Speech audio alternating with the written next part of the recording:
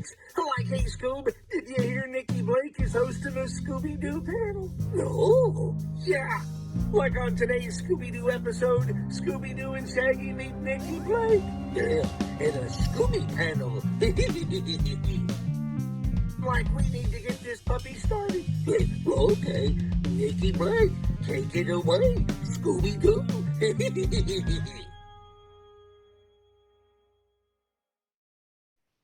Welcome to the Scooby Panel. I'm your host, Nikki Blake from ScoobyAddicts.com, and today we'll be talking about fan art. And I'm joined by some of my favorite fan artists.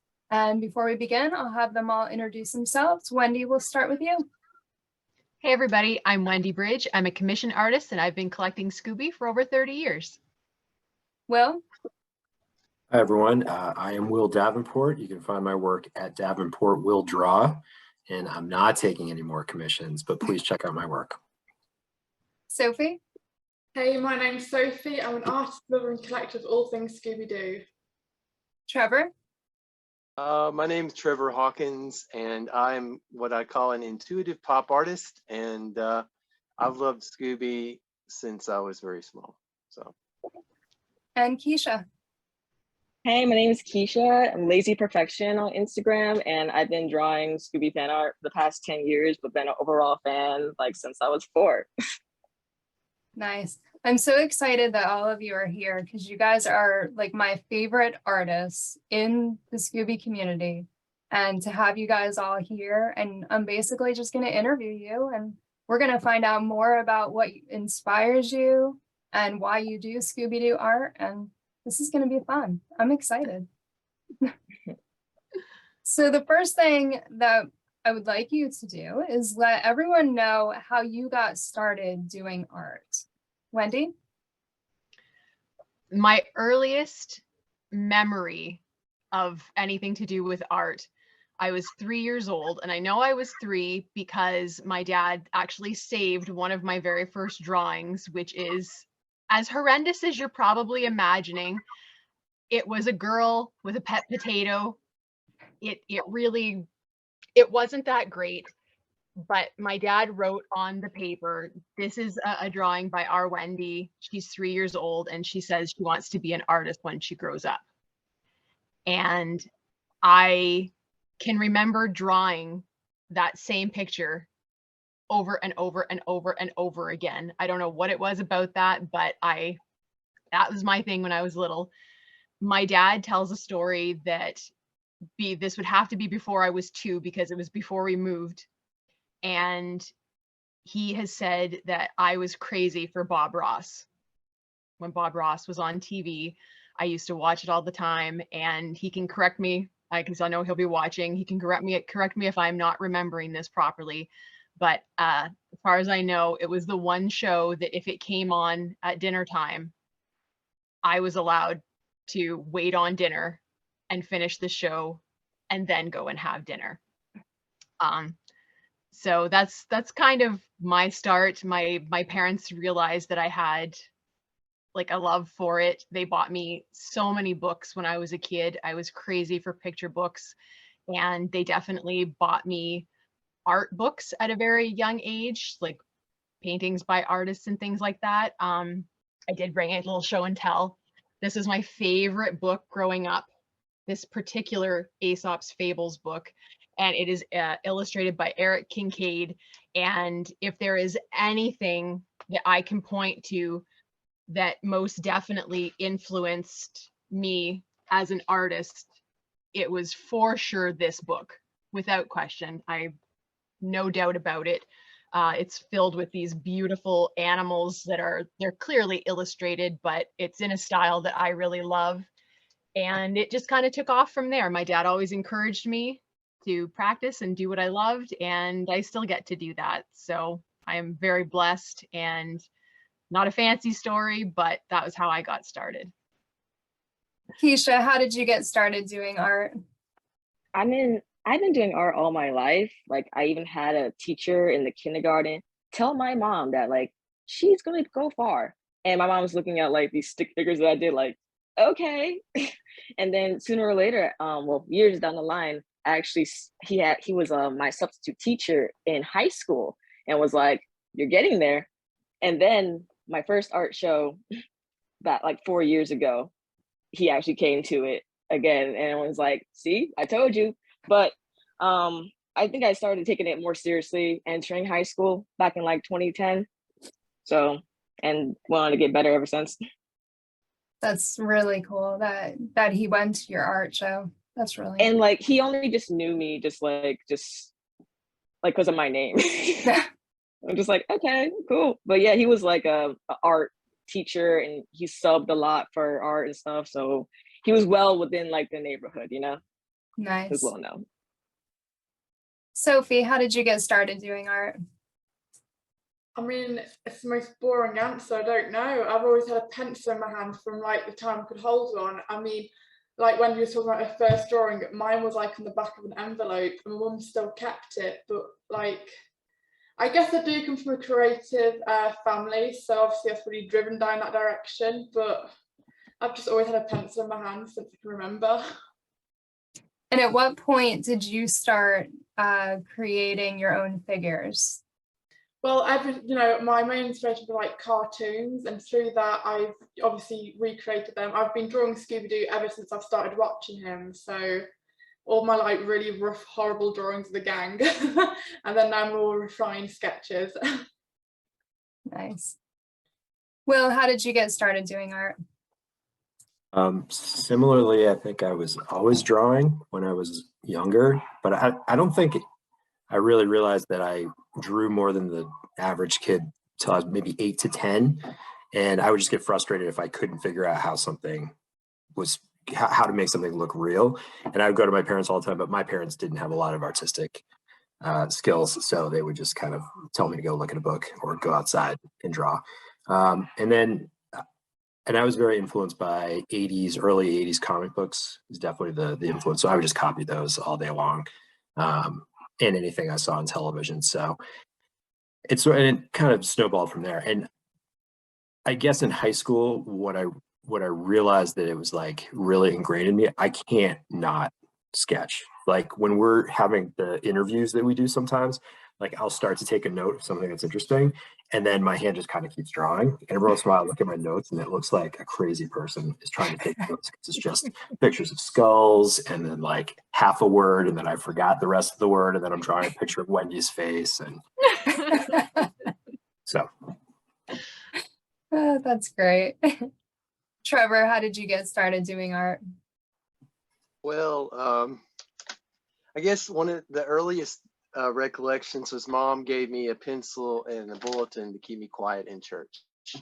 That was pretty much the start.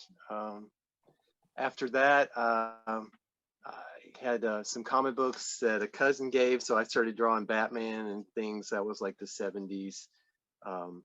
And I started drawing Richie Rich as well.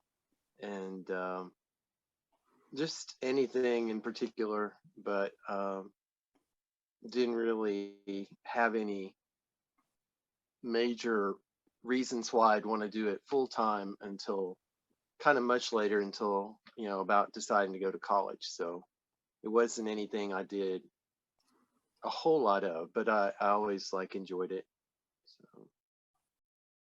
Nice. Our next question, are there specific artists that inspired you? And if so, who and why? KEESHA, we'll start with you. There's quite a handful actually, like depending on the mediums and styles. Like I really adore like horror art, like painters like Zach Dunn and Dan Kobasic, and anyone who kind of paints like portraits, animals, anything imaginative. So I do like a lot of realism with like a abstract twist. Fan art wise, I was a really big fan of Saho Studios. I think he is on Instagram, and Hot Rod 2001 for Kim Possible work. So there's that. Nice. Sophie, how about you? Are you inspired by any specific artists? Well, initially I would say I don't often get inspired by many things. My ideas are usually very spontaneous, and so I have the idea, I just roll with it and create it. But however, I love watching cartoons, and the main thing that draws my attention to watch a cartoon is the art style. That's always the first thing that grabs my attention. And as a big Scooby fan ever since I was little, the thing that captivated me the most was like the Hanna-Barbera style and all that. So that was always the one that captivated me. So sometimes if I'm doodling now and again, subconsciously I'll be creating like characters in the style of Hanna-Barbera, and all picture the gang, you know, that resembles, because it's the main five, you know, it's quite a nice unit. Will, how about you? Are there any specific artists that inspired you? There are so many that it really is hard to think of any, name some specifics, but I will name some. But I feel like every time I go through Instagram and I mostly follow artists, and I see something, I'm like, oh, I'm going to try that style, or I'm going to copy this person. I'm going to do, you know, and it becomes distracting. Actually, sometimes I have to stop looking at other people's work just so I can zero in on something. But when I was artists that have sort of influenced me for all my life would be like George Perez. I'll throw his name out there because he actually just died this year. He was a really influential comic book artist who worked in the 80s. He died this year. Neil Adams actually died this year. He was also a really well-known artist from the 70s and 80s. Mike Mignola, who invented Hellboy, his work I'm looking at a lot lately, and Bill Sienkiewicz. But then from like a fan art standpoint, I want to mention Grimbro, actually, because Grimbro is the one who inspired me to try Scooby-Doo villain art. So he did something similar to what I'm doing now, but he did it probably like 2010, so like 10 years before I started doing it. And I kept stumbling upon him online and being like, you know, I could probably do that. That looks like fun. So so I definitely want to mention him. And just recently, I noticed that he is now a professional comic book artist. So he went from doing Scooby fan art and other fan art online to doing covers for Marvel and DC, which is great. And then also Joe Boyle was another person who, he actually worked in animation. He worked for the big studios, and he did a few fan pieces. He does all sorts of stuff on Instagram. And I remember looking at his work and saying, that's cool. I feel like I could do that. So I'll throw their names out. Nice. Trevor, how about you? Who inspired you? I have a whole lot of names that I could throw out. But when I went to school, since they didn't really have the illustration program they kind of promised, they folded us into the fine art kind of studies. So taking art history and stuff, like Monet is one that really grabs me. Just his use of color and the way there's light in the shadows, and the way that the still colors can capture motion. There's an artist, John Singer Sargent, like turn of the century.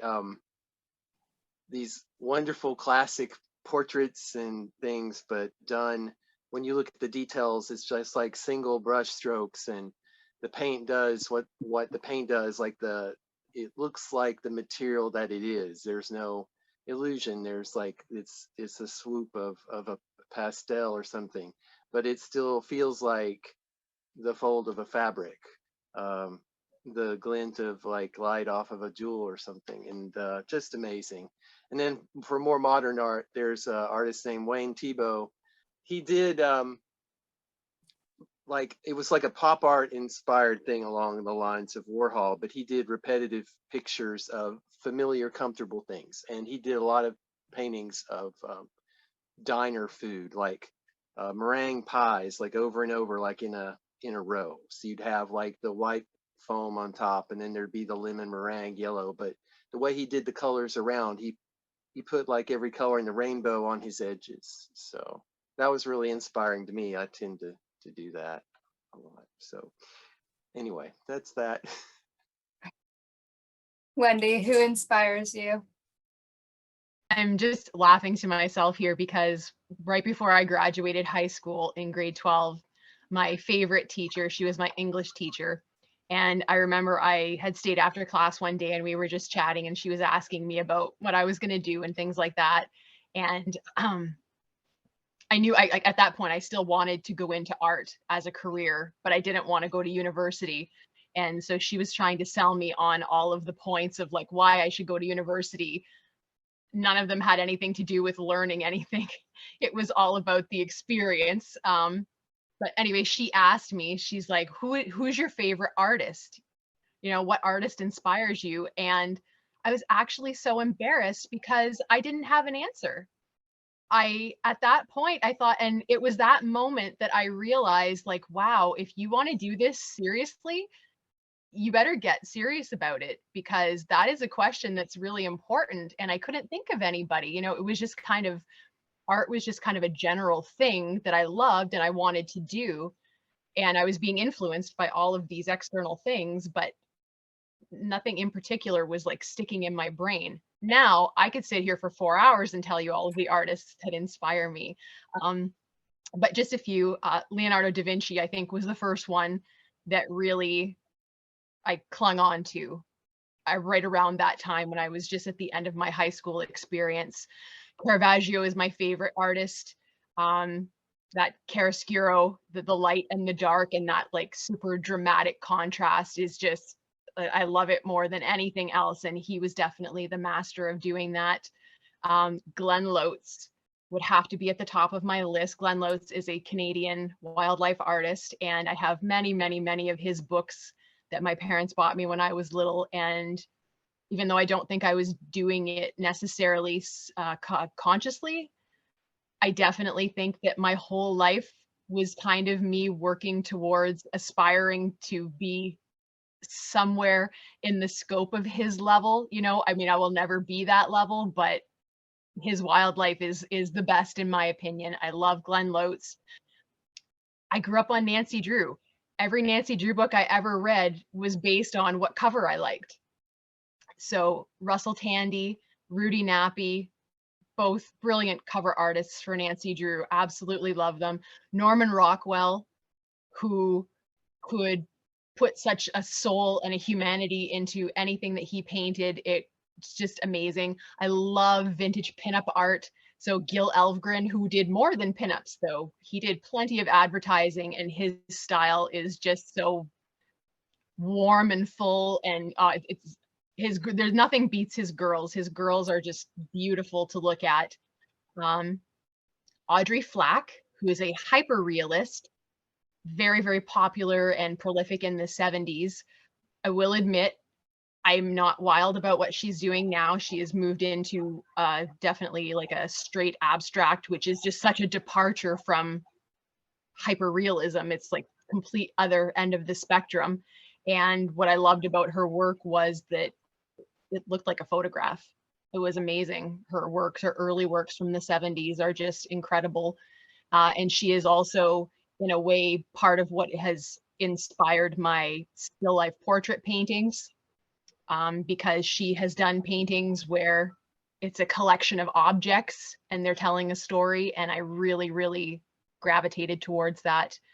I have to mention, in particular, one piece from each of these artists.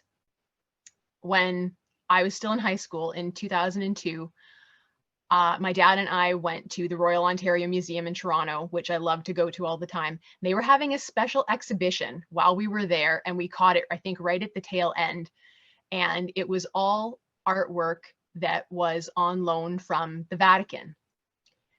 And all of it was just breathtaking. And the way that they had set up the exhibition, I actually tried to duplicate in an exhibit that I did when I was in grade 12.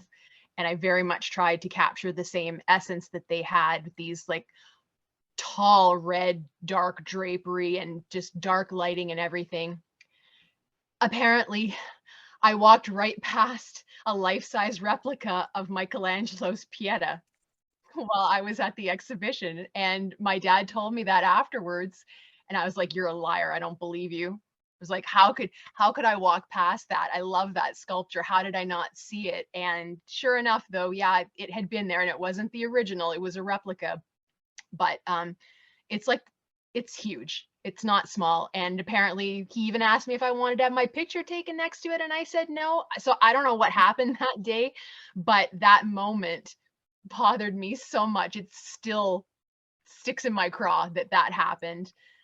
But that is, to me, the most beautiful sculpture in existence. To think that someone could take a block of marble and, well, it's like there is a quote from Michelangelo. It's something like, I saw an angel in the marble and I carve to set him free. That's not it. That's the gist of it. But sculpting is all about taking away what doesn't belong, whereas in my opinion, painting is about putting things in. And so I have the utmost respect for sculptors because my brain doesn't work that way. I can't even imagine being able to do that, getting the veins in someone's hands, and like just incredible. And then probably the most influential time in my life came from an artist named Gustave Doré, a French artist. And in 2005, my best friend and I were at an art gallery down south, and they had just opened a new exhibit as well. And I walked into a room that had Doré's Triumph of Christianity over Paganism, which is a painting that is about 9 feet tall and 6 feet wide. And that moment changed my life.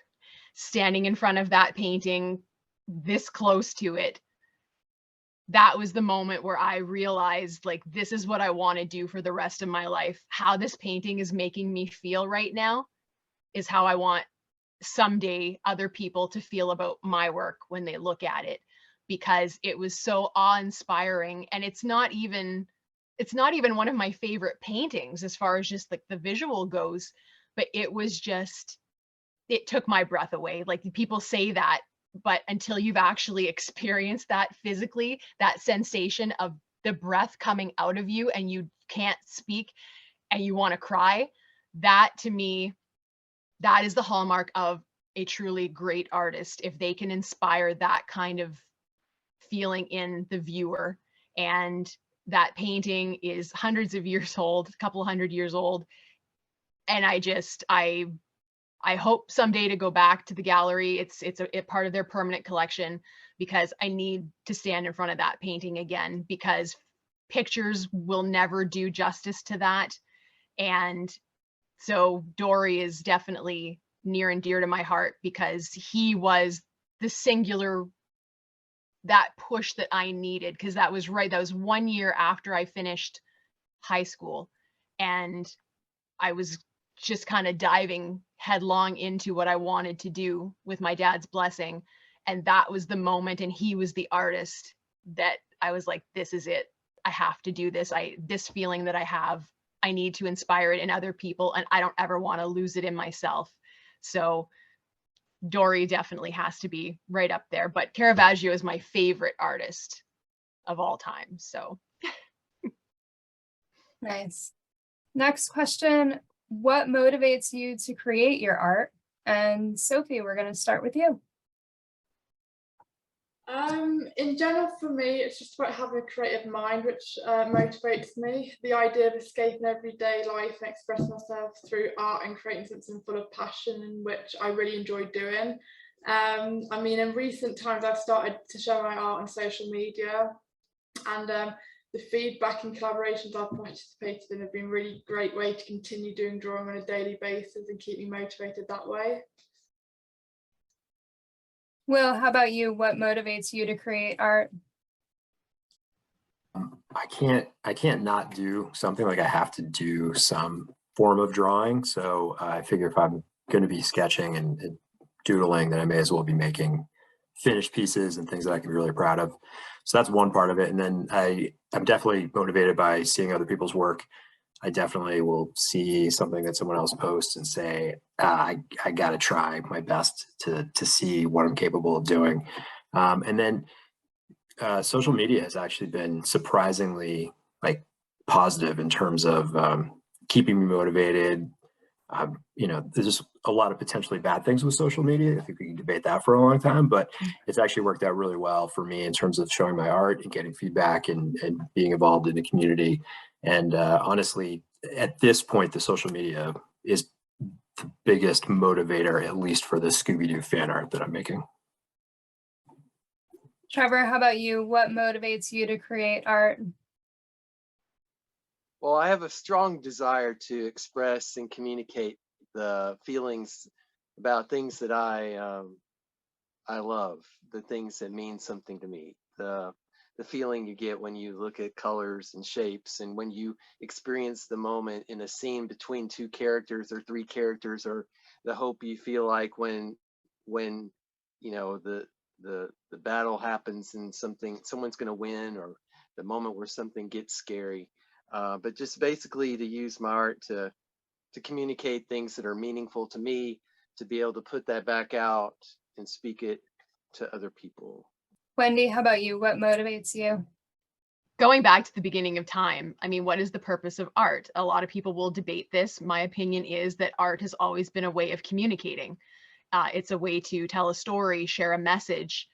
And when you create things, and I feel like everyone should be able to relate to this on some level, because even if you're not creative in the artistic sense, pretty much everything that you do requires some level of creativity. So regardless of what job you're in or what your career is or what you enjoy doing, there is some level of creativity there. And there's something very gratifying and satisfying about something that you have made. It's a part of you. It's a piece of your soul. It's part of who you are.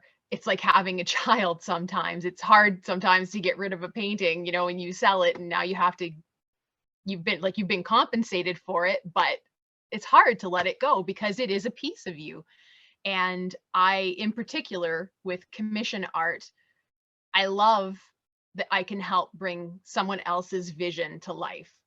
It's not just about me bringing my own vision to life. It's about me merging my vision with someone else's vision and coming out with something that both of us are satisfied with and that we both really, really enjoy.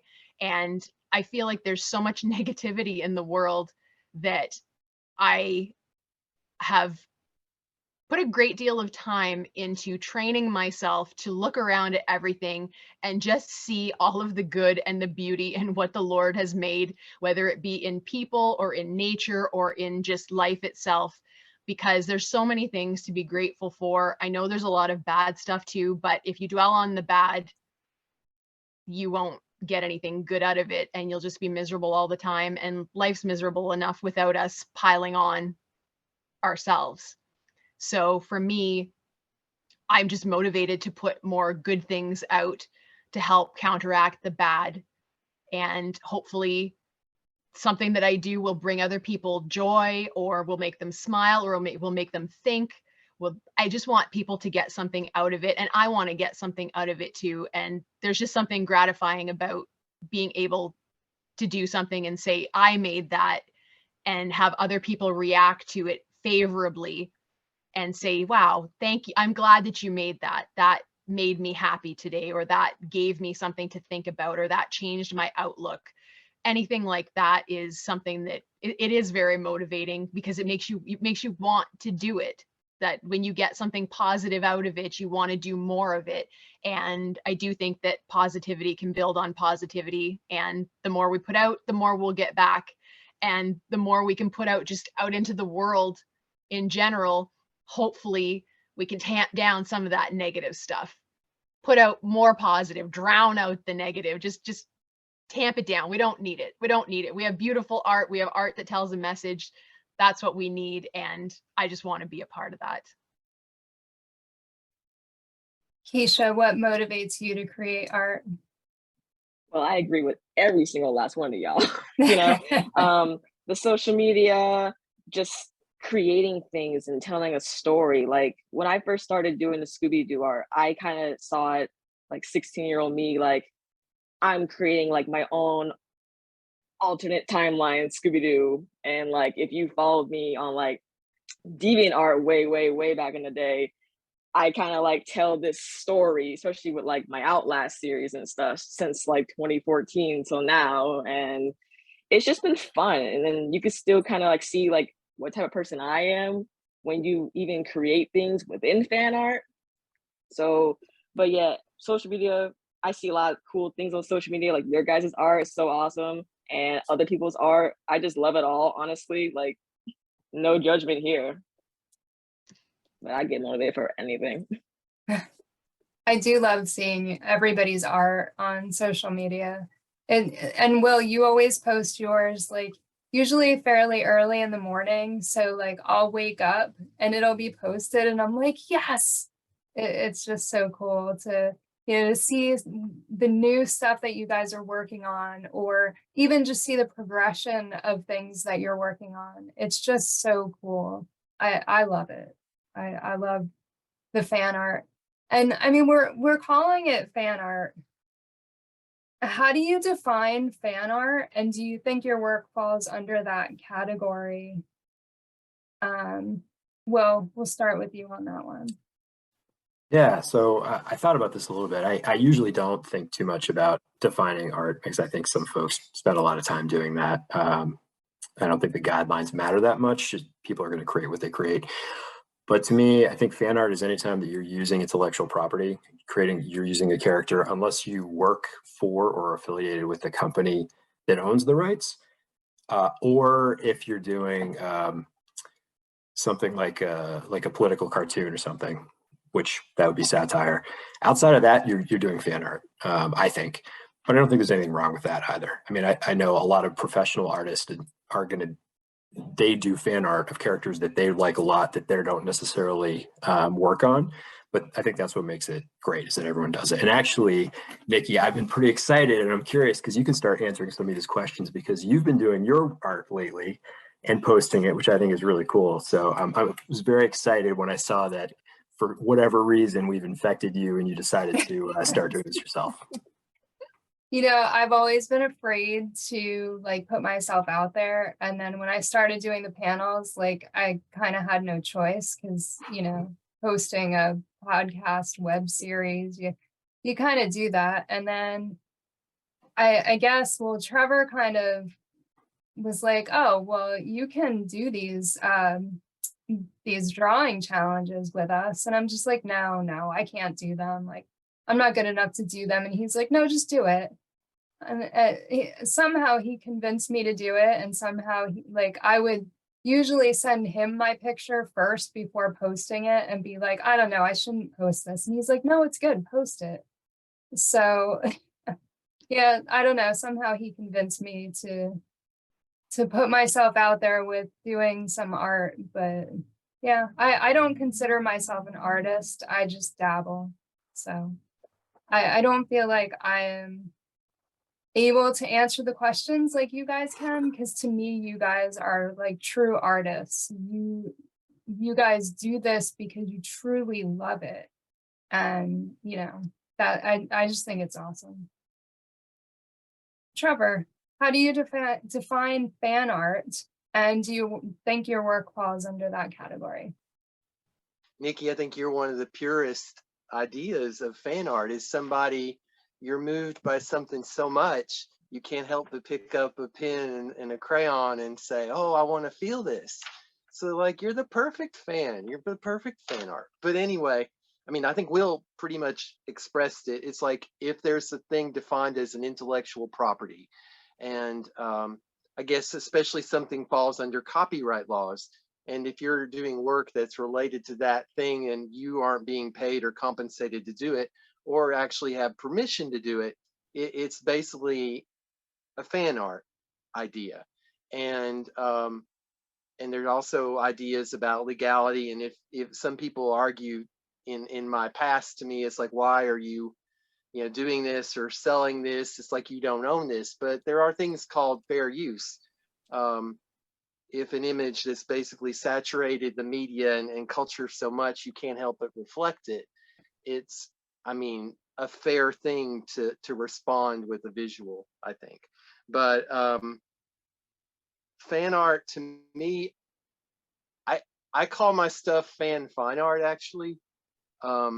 Whenever I do a painting of Scooby and the gang or Superman, it's not just me. It's like, like you said, like creating your own world or your own spin or your own memory of things. I'm not just drawing it. I'm putting it through a filter. And at one point, I just touching on another question, and I'm sorry to go on so long. When I finally saw the Johnny Bravo episode of Scooby-Doo, And then I realized for the last several years, there's kind of was a dearth of Scooby content. And that's when I was older anyway and not watching a lot of cartoons. But I was like, I had this scary moment. It's like, what if the world ends and there's an apocalypse and no one knows who Scooby was? So I felt like I needed to do some drawings of the gang and Scooby that told my part of the story. So maybe if someone found my art, they would like fall in love with it too. So I guess it's protecting culture. Fan art is protecting an idea. And sometimes as a fan artist, you protect an idea about something that the original creators leave behind. And so I think that's really important to do. That was an amazing answer, by the way. And I feel like your motivation should have been for post-apocalyptic, culture preservation. That's pretty good motivation. Well, I mean, truthfully, it's with Superman.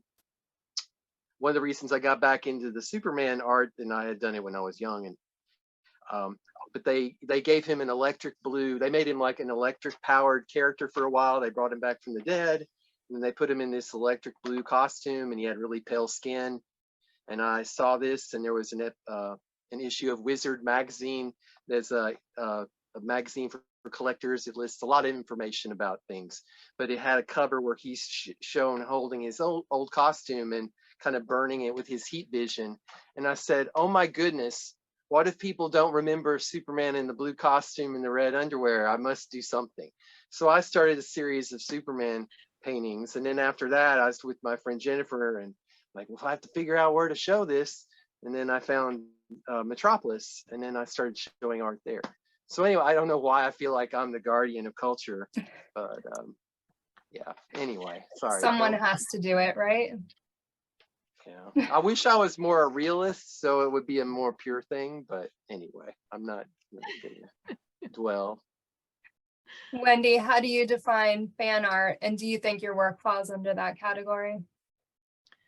I think the majority of my work is not fan art. I think the work that I do to sell, I would consider it just fine art. However, to me, fan art is art that you're doing for fun. Now, that doesn't mean that you can't end up selling it, but your intent was not making it to sell it. That's my opinion. If it's just for fun, it's fan art, especially if it's with someone else's intellectual property. So anytime that we do drawing challenges, anytime that I'm just drawing Scrappy as Fabio with like long blonde hair on the beach and big muscles, you know what I mean? Anything like that, that's fan art. I'm doing that for fun. I'm not doing it to sell it. It's not my property. I'm just having fun. I would for sure categorize that as fan art. But as far as the rest of what I do, my wildlife and things like that, I wouldn't call that fan art. To be honest, I would not call my Scooby's Clues painting fan art either. Now I still have that. I sell prints of that. I guess in a broad sense, it is still fan art because it's me quite literally fanning over Scooby-Doo. But I would still be leaning towards just sticking that in my general fine art category. I did do it for a little bit more than just for fun, and I did put my own spin on it. It's not just me drawing the characters, as far as the characters go, there's just that one little mechanical Scooby toy that's in it that even makes it recognizable as Scooby if you don't recognize any of the other things that are in it.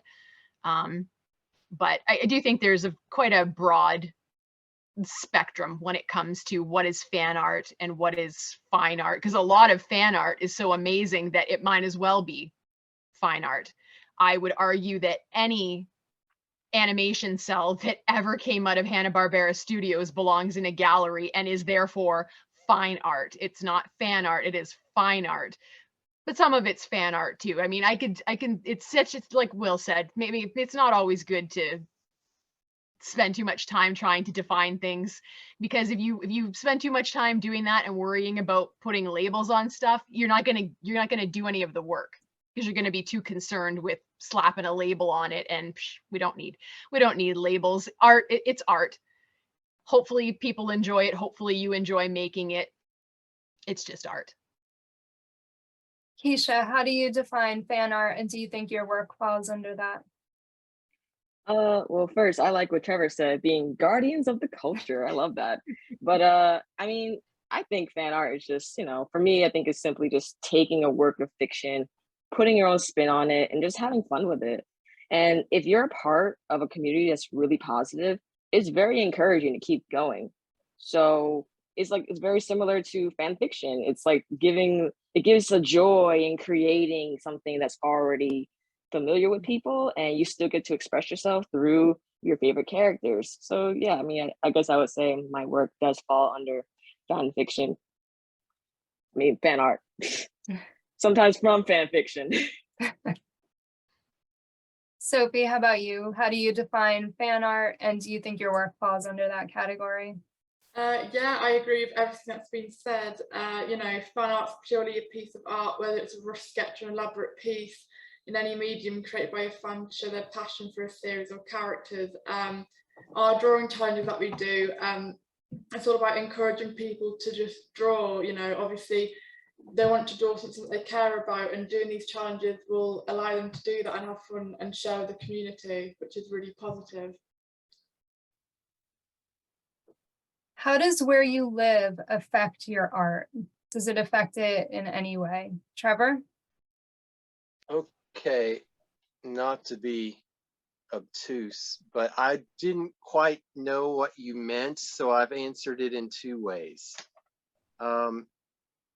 Living in the geography of the southeastern United States, there's just a lot of, the idea of realism and history and even things like Southern culture and food and all these kinds of things. I think it makes me a different person, an artist, than I think I would have been had I grown up in New York or in California. But I don't know if you meant that, or did you mean like the space I live in as my apartment? But I do have this room that I put my collector stuff in, and it's my art room. And I really like having a definite space to create in. The only bad thing is when I really want to do a larger piece, it's hard. Like the largest thing I can do is like by 3 or 4 feet. And even that is working on it is just, it becomes uncomfortable. But I'm so used to doing smaller things, you can sit and you can hold it and draw. When I was in school, we'd use easels and stuff for life drawing, and we'd stand, and there were desks that actually had angles. Then you could stand and work. I guess I just enjoy holding the painting and looking down at it. So, other than that, it's nice to have a place just designated. So I hope that made sense. So It does. And just like art, you guys can interpret these questions however you want. Wendy, how does where you live affect your art? Yes. So it definitely does. You would think that with the advent of the internet, where that has opened up possibilities for people all over the globe that we would have never had otherwise, there is still either a benefit or a detriment in physical location to things like galleries. Part of the reason that I do strictly commission art is because I do live in a very rural community that is far away from any kind of societal gallery setting. If I lived in a big city where there were galleries on every corner, I would probably be doing paintings and trying to shop them around to galleries. I can honestly say that I would probably be branching out into trying to do that. My problem is that I am not an ambitious person, and I'm not a competitive person. And so while I could definitely do that in the digital realm and do it online, there's absolutely no reason in 2022 that I have to be able to walk into a physical gallery. That is just the kind of old-fashioned old lady that I am.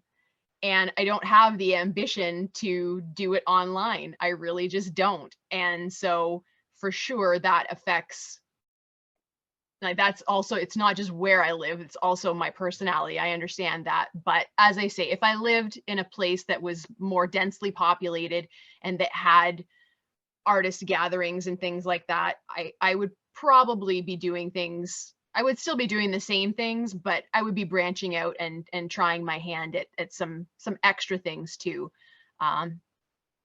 But yeah, if you're not like me and you are ambitious, internet's a great thing. Use that to your advantage. You don't have to walk into a gallery in order to shop your art there. KEESHA, how does where you live affect your art? I live in a small town in Connecticut, but we always seem to have like these small annual art shows in the cities to help promote inspiring and developing artists. So it's great to participate in, and all mediums are welcome. So if I wanted to like print out a digital piece, whether if it's fan art or just a digital fine piece, you know, then you can do that, because like oftentimes they won't discriminate with their mediums or whatever you do. You just have to like, you know, pay a little something, and then, you know, you could display your art for like a weekend. And, you know, so I guess I'm fortunate in that aspect when I think about it. But yeah, it's like every year you like one city will have it, and then throughout the quarters of the year, maybe another random town will have it, and then another random town. But so I guess I've been pretty fortunate with that. That's really cool. And have you done any of those that you've displayed your work? Yeah, so aside from the Scooby-Doo stuff, I do oil paint. And yeah, so I am an artist that way too. So I did a show they call like Open Studio in Hartford, Connecticut, and it was a few years ago, and I displayed all my art there, and it was great, and it was a good experience to meet new people and people who like kind of paint like me, because I am kind of like if I could share you guys my my main Instagram, but like I do kind of paint like darker pieces. That's probably why I like to take Scooby in a slightly darker turn sometimes. So but yeah, I do love that, and I do love fine art. And I'll answer it in the question you'll have, but yeah. Nice. Sophie, how does where you live affect your art? I mean, I do live, you know, in the countryside, but I'm never like half an hour, you know, 20 minutes away on a train journey to any gallery, which, you know, can be a fun day trip. But mostly I'm all online nowadays. If I need to buy art supplies, I'll go online. If I want to buy art pieces, I'll go online. Or if I just want to, you know, look and view at different stuff, or it's all online. But you know, I will go to a gallery now and again. Well, how about you? How does where you live affect your art? I thought this was an interesting question because I hadn't thought about it for a long time. And when I was in art school and younger, it was mostly pre-internet days.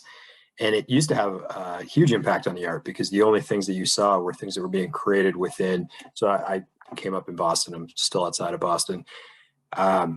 You're seeing artists, local artists in the galleries all the time, and you're going around and you're taking classes with people. And each city and each art scene kind of develops its own unique trends and styles that are a little bit different than what's going on maybe overall. But now I don't really feel that. So what was interesting as I was thinking about the question is that the internet to me is really, that's my scene now, is what's going on Instagram and Facebook and TikTok and seeing what's on there. And that's what influences me. So my influences are in Japan, and they're in Great Britain, and they're in Connecticut. They're all over the place. It really doesn't matter as much. That said, I actually forgot about this till someone was just talking about it, but kind of a funny story. There's a little art collective in the town, like next to my town. And I actually only participated once, but I participated because they do these like theme shows, and the theme was, it wasn't pirates, it was sea related artwork. So any local artist could enter artwork related to the sea. And I had just done my Redbeard piece. Like I finished it the day before, and I saw this posting because I had a little Instagram ad for people to participate. So I went down, I got a big copy of it printed out of the Redbeard picture, and hung it in, it was in a bar not too far from here, and someone actually bought it off the wall, and I just got Venmo'd the money at one point. It was a very random experience. I've never done anything really like that since. So I guess there is still some impact of where I live. Nice. That's really cool. When did you decide to do Art of Scooby-Doo? Wendy. There was never a moment where I was like, oh, I'm gonna do this now. When I was young, like grammar school age, one of the things that I did all of the time, because I was always drawing, was especially my fondest memory is my parents taking me to Bible study with them, and I would just sit in the corner of the room with my pad of paper and my Marmaduke comics or my Snoopy comics, those little tiny digest size books, and I would just sit and draw, you know, one page with like 7 different Marmadukes or 6 different Snoopies, and then I moved on to Garfield and things. You can find Scooby sprinkled throughout my childhood drawings. The majority of those came only after I got a comic book or a coloring book, or it just happened to come on the television, because of course I'm old enough that there was no internet back then. It was really hard to find Scooby merchandise, let alone be able to watch it on TV. So I'm definitely someone that needs a reference of some sort to look at. So when I finally had reference for Scooby, I would try and draw Scooby. I remember a friend of mine in my class, he had this really cool little how to draw cartoon characters book. And it had a whole bunch of different ones, even some random ones like Hi and Lois and Fred Flintstone and Beetle Bailey. And there was a Scooby in it. And I can still, like, in my mind, I can see that lopsided, long-nosed Scooby that I did based on that book that he lent me. I think that might have been my first Scooby-Doo fan art, to be honest. But so definitely throughout the years, I would do things like that. 2 of the earliest coloring books that I have had these really cool sections where they did it in like the shape of Scooby's dog tag, so like a diamond, and they put the grid on for you. And then in the corner, they had the same shape with like a Scrappy head, a Scooby head, a Shaggy head, a Fred, Daphne, all of the gang. They had the grid there too, and so that it was easy for you, or easier, like it's a means of learning how to draw. Here it is gridded, here's a bigger grid, duplicate it. And I can remember my dad, me sending him to work with my books and saying, can you please make me some copies of these so that I can practice? And I think I still have a few stacks of these gridded Scooby diamond things where you can draw the faces and the ones that I did and stuff like that. More recently, definitely joining Scooby Panel is what kicked off my fan art of Scooby-Doo for sure. I'm not sure that I was doing any, like, since I was a kid, I mean, there's a huge period of time where I doubt there is anything Scooby-Doo related that I was drawing. And then I think it started when I wanted to do follow the hashtag Artober a few years ago, and I decided that I would do some Scooby stuff. Then when I joined Scooby Panel, and now here's all these people that also love Scooby, and then Trevor and Sophie and Jordan making these really great prompts all of the time, and like it's really hard not to join in, because it's fun. It's so much fun. It's this property that you love so much, and it's doing the thing that you love the most. So definitely within the last year, it really kind of kicked up into high gear, where now anytime that I have downtime and I'm going to be doing just like some doodling or drawing or something like that, it's almost always some kind of a take on Scooby or Scrappy, because obviously I love Scrappy, and any excuse to do some sort of mashup. My favorite is still my Scrappy Van Helsing, where I mashed up my favorite Van Helsing character with Scrappy. So definitely expect to see more of that in the near future. I already have some that I've been working on for Artober this year, but definitely the last year, Scooby Panel and being introduced to so many other people that really love Scooby has inspired me to do more Scooby art for sure. KEESHA, when did you decide to do art of Scooby-Doo? Officially back in 2012. Yeah. I still have sketchbooks of like my old Scooby drawings in my sketchbook, but I never thought it would get this far. But you know, started out on paper, filled out a few sketchbooks, and then I kind of made my way to digital the following year. And starting out on DeviantArt, it felt like Scooby, and I hate to say it, but it felt like it was such a dead fandom, but I still kept going. And I did Kim Possible work too. And the like to dislike ratio, I would get a lot more like love for Kim Possible, but I loved doing Scooby more. So I would do Scooby more, you know, and I would just keep doing it. And I was just like, you know what, maybe I should migrate to Instagram. And it has been amazing. Like, you guys are amazing and welcomed me. And, you know, I just really appreciate it, because now it's like I found my people. Like, I can make this Scooby-Doo art and not feel weird about it, and people actually enjoy it. So it's been a great experience.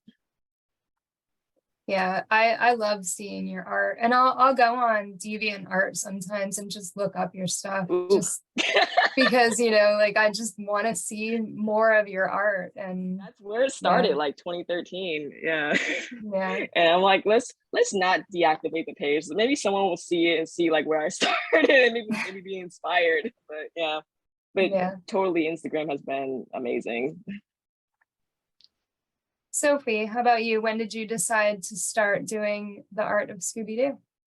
You know, like I said, I've been drawing Scooby ever since I started watching him. Obviously creating Scooby art combines the two things I absolutely love and always find time to create, you know, Scooby fan art. Though share my art through social media. I then decided to host a yearly drawing challenge in October called Scooby-Inktober.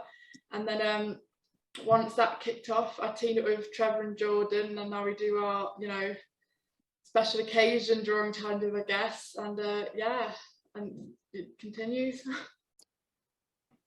Will, how about you? When did you start drawing Scooby? So I didn't really have a huge affinity for Scooby until my daughter was born in 2010, and then somewhere around like 2012, 2013, we started watching Scooby-Doo together, and she loved it. So honestly, my love of Scooby-Doo is directly tied to that being something that the two of us bonded over. So I would sketch things a little bit here and there, sketch pictures of Scooby-Doo for her, but I was just checking on my Instagram to figure out when I started, but I posted one thing in 2019, which was for the 50th anniversary. So I did a Black Knight drawing, and then I sort of left it alone until 2020. And then basically in the pandemic, it was September 2020 is when I started. And then throughout the pandemic, I just haven't really started until, haven't stopped until recently. But I'm going to pick it back up again. So not that long. That Black Knight. The Black Knight is so cool with you can see Shaggy and Scooby in the armor, and such a great drawing. I love that. Hey, thanks. Trevor, when did you start drawing Scooby-Doo? I started drawing him. It's like around when I saw Bravo Scooby-Doo was when it clicked with me. It's like, wait a minute. It's like, you know, it had been a long time since I'd watched cartoons or anything. I'd kind of grown up and moved on with life in many ways and with art. And then when I saw that, heard about that, I watched it, and I'm like, oh my goodness, you know, this reminds me of what you know, what life is about, Scooby-Doo. So I decided to make some art about it, and actually sold several things. I think at the time I ended up having a friend that worked at Cartoon Network that got me some screen grabs, because I had wanted to do a picture. The first big thing that I had done was all of them running in a row down a dark hall, you know, from the credits. And I wanted to do a painting, and then I was watching and watching, and you froze the frame, and there was never anything where they were all in it together. But he printed out the several things, and I cobbled out an image that would put them all in the row. And then I did a painting that was 3 by 5 feet of that. That was like the big thing. That was in the 90s. So, and then after that, I just wanted to do art that felt like Saturday morning, and I really liked the vibe. I like the idea of the gang being friends that from all different ways of thinking. It just reminded me of the Breakfast Club, and just the fact that, yeah, I mean, it was just such a good thing to celebrate. And I just love their colors, and I love like dark blue skies. So anyway, that's that. I mean, but the drawing challenges, I finally, and actually, I don't know if I did. Nikki found me or on Instagram. I can't remember when she met, and she was really kind to commission a painting from me, and that really meant a whole lot.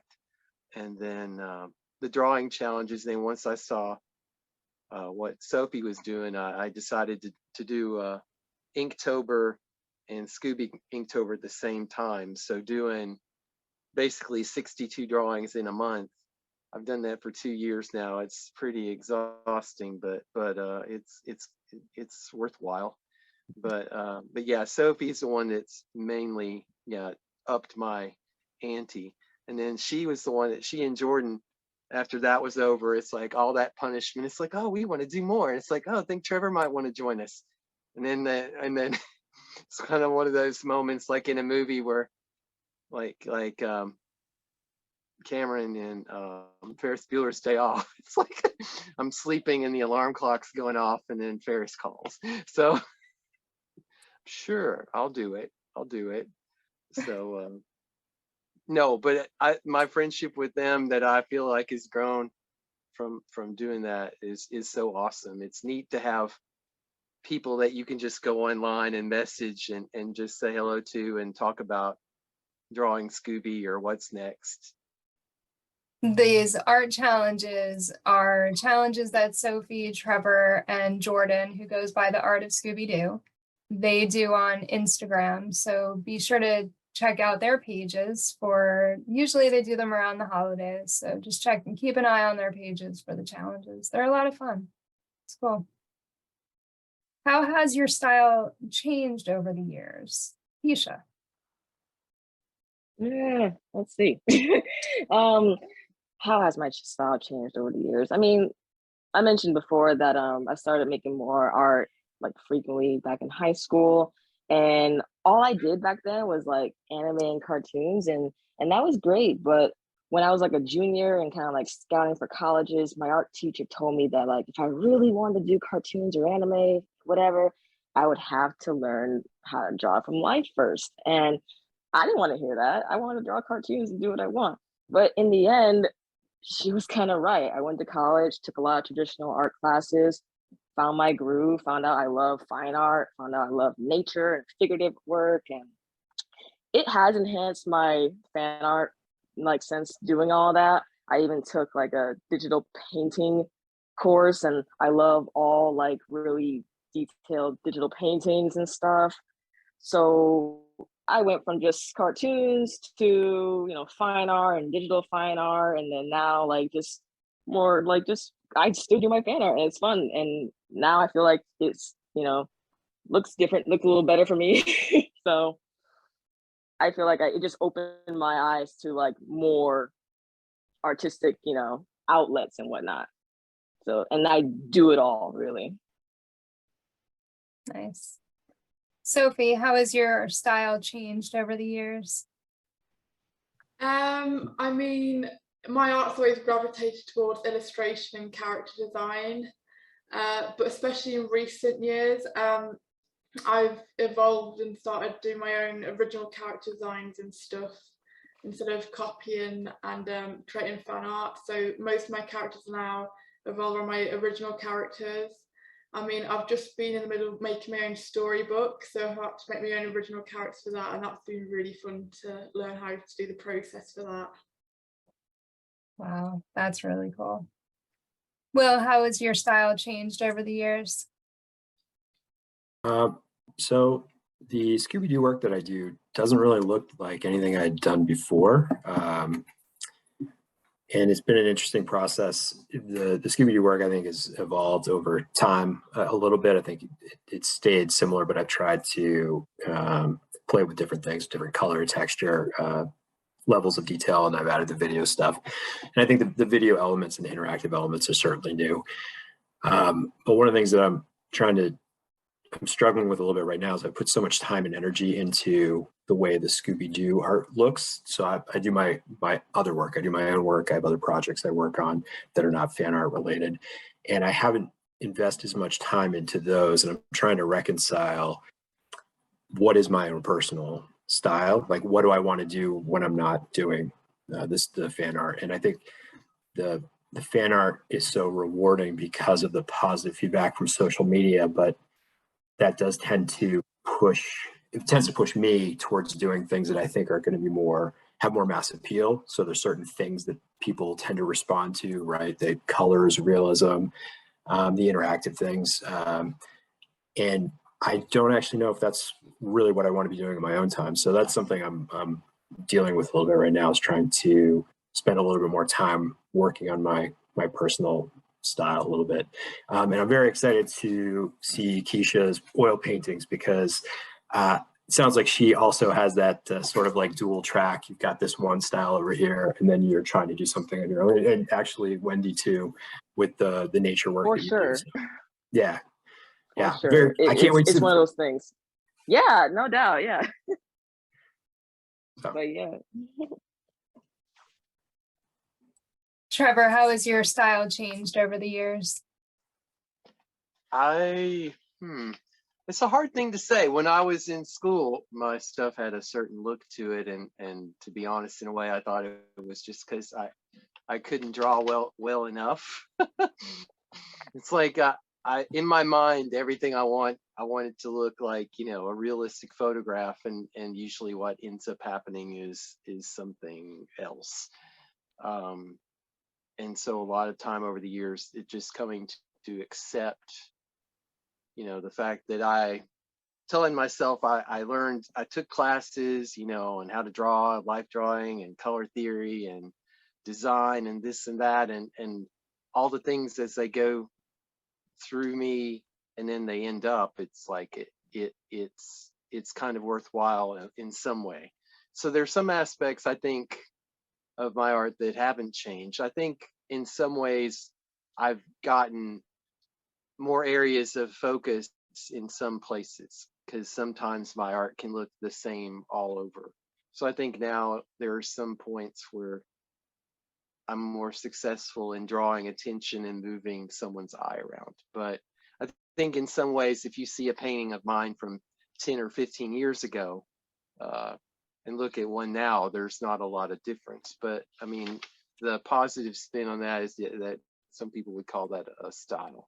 So I do a lot of different things. And then some people that know me well and have known me for years say, when I see that, I know you did it, Trevor. So basically, for me, the fan art, it's not even, I think it happens now. It's like, I love pop culture. So that's pretty much what old movies, books, cartoons,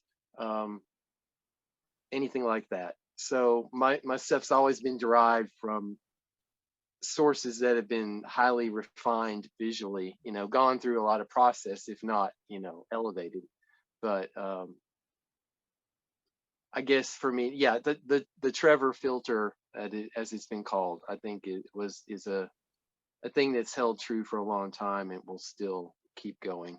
Though ideally, I would like to be more realistic. And then my style does change with the media I use. When I use pen and ink versus colored pencil versus chalk pastel versus acrylic, it all kind of has a different way of expressing. And with colored pencil and sometimes with graphite pencil, I end up being a lot more realistic, more tightly rendered. And with the acrylics and the mixed media I just always end up letting it just flow and build. So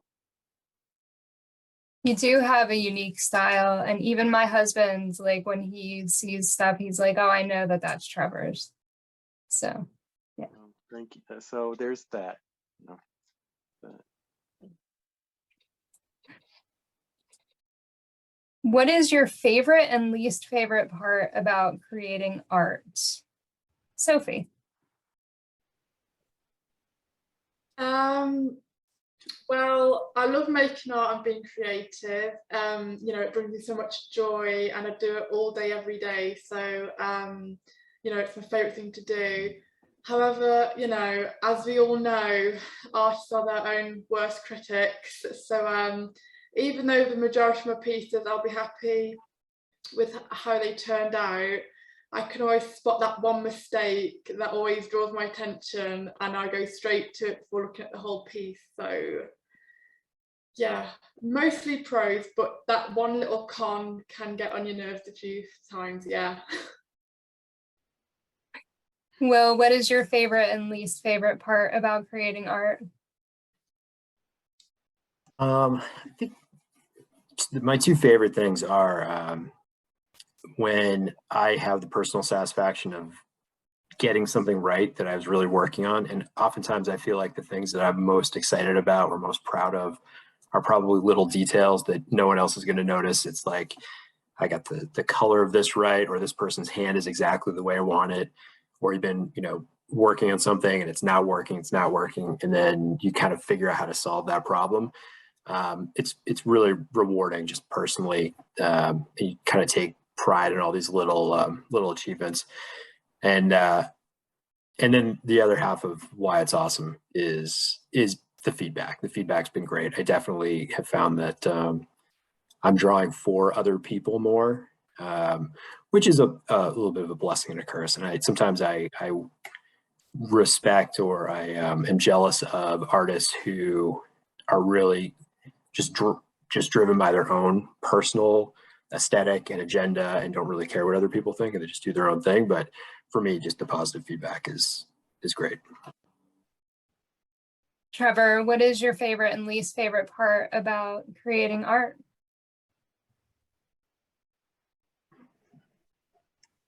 well, my favorite part, I enjoy the moments where like the colors start to come together, and I can feel, especially, well, when I'm working on faces, and then when I'm working on expressions, and when I get the eyes right on a character and they're looking back at me, it's like, it's so nice. And also, of course, finishing something feels good. Always finishing something feels good. The thing I don't like is not having enough time to do art. Sometimes I don't like the deadlines that I get on my commissions. I don't like real life getting in the way of making art. But and also I don't like the fact that I feel limited by my own inabilities sometimes. And I say I wish that I could do more or different styles. But again, those are lessons. I just think I need to be happy with what I have versus, you know, an impossible goal. But it's always good to try harder and to learn more and be better, which is probably a whole other art podcast in the making. But I definitely think I will never probably stop making art. I wouldn't stop on my own volition. Life would end up having to do it, or God would stop me. But I kind of think that God is the other thing. I feel like, especially with the art I give away to celebrities, I felt in my spirit a call to do that a while back, to give back to people and the actors whose work meant a lot to me, and that was a gift I had been given, and it was a gift I could give. So really hard to explain, maybe it doesn't make sense, but for me, those moments when I do something and then I'm presented and give it to someone, and I see that it moves them. That's good. So yeah, there's that. Wendy, what are your favorite and least favorite parts about creating art? Well, my favorite thing is definitely just the satisfaction that comes from being able to do something that not everyone can do, and to do it in a way that I think is well.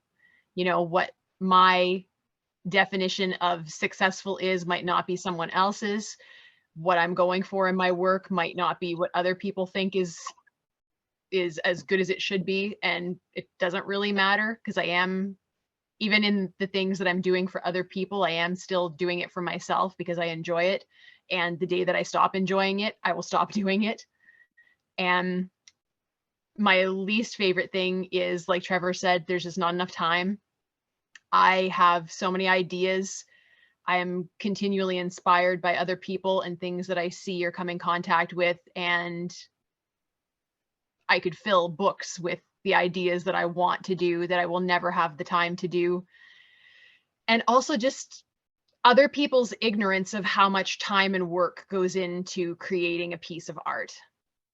Because a lot of times, if you haven't done it yourself, you don't understand that, you know. And now I will preface this by saying that there are some artists who are absolutely incredibly talented, and they can sit down and in 2 hours turn out an incredible finished piece of artwork that it would have taken me a month to do. It really would. Those people do exist, and I'm insanely jealous of that talent. I wish that I could work that fast. But the reality is that a lot of people can't. And it's difficult when, especially if you're trying to make any sort of a living at it, you are working for way less than minimum wage usually, and that kind of sucks.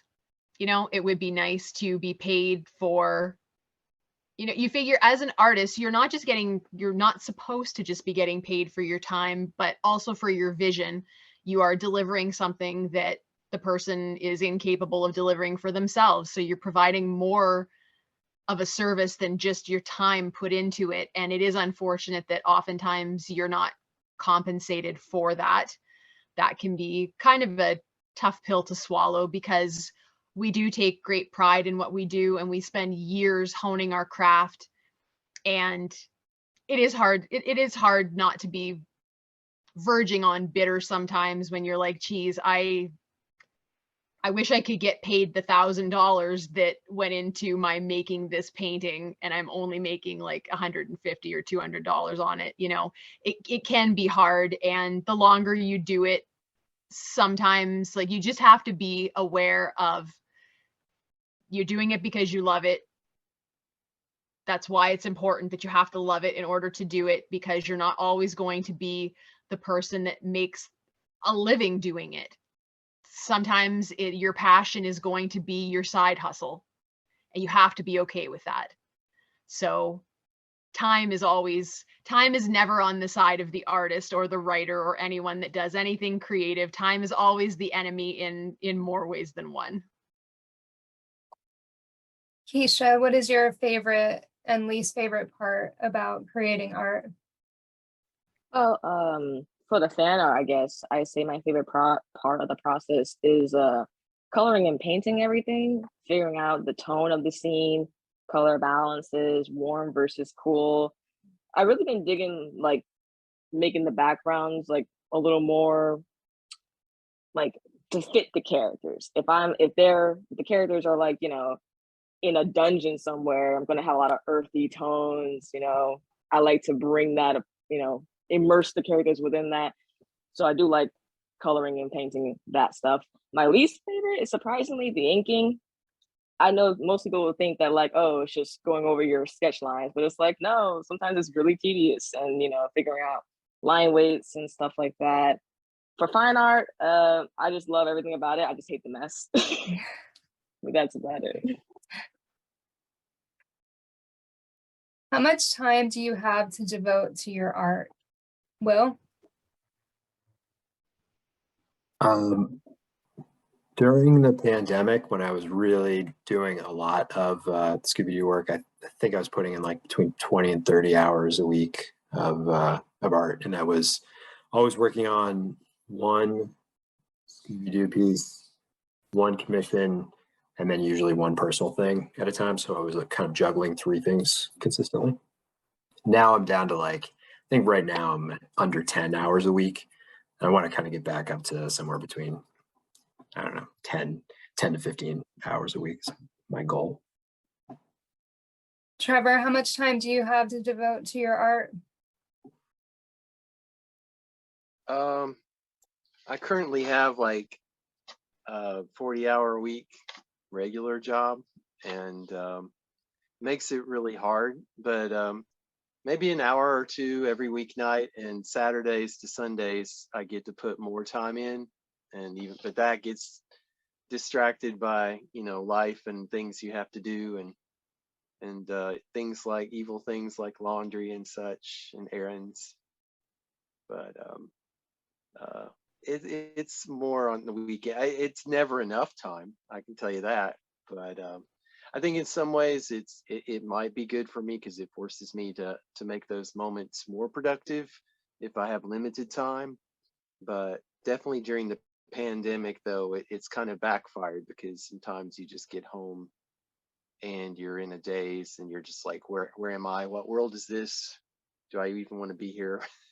And then you're like going like, oh, and it's like, do I need to make art? Yeah. And then it's like, do I need to watch this show on Netflix?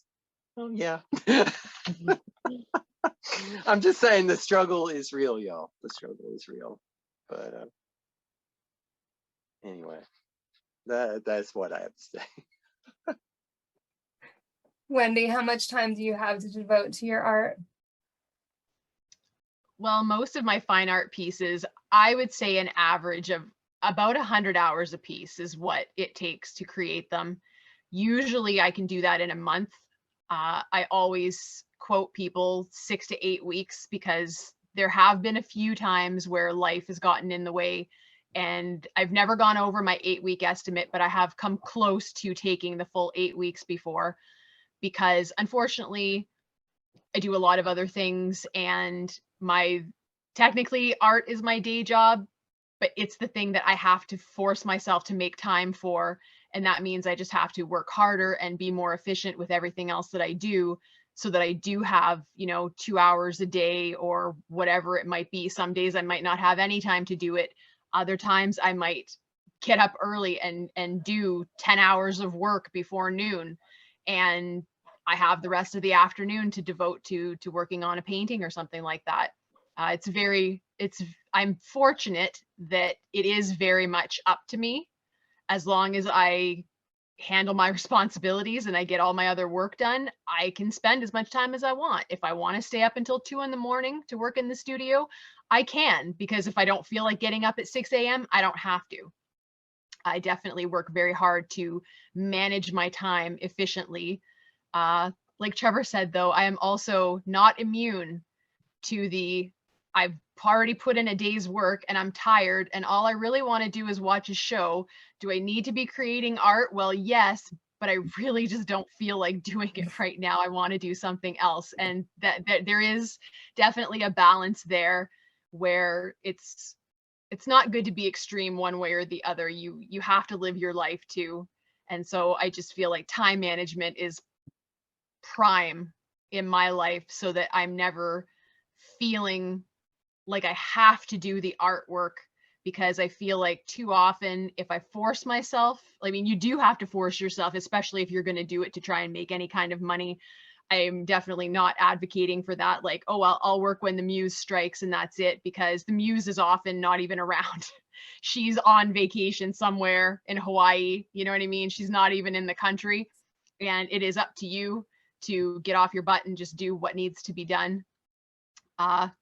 But yeah, you have to find the balance of, I need to do this, but there are times where, like, yeah, I am legitimately so tired that if I sit down and I force myself to do it, I'm going to screw something up.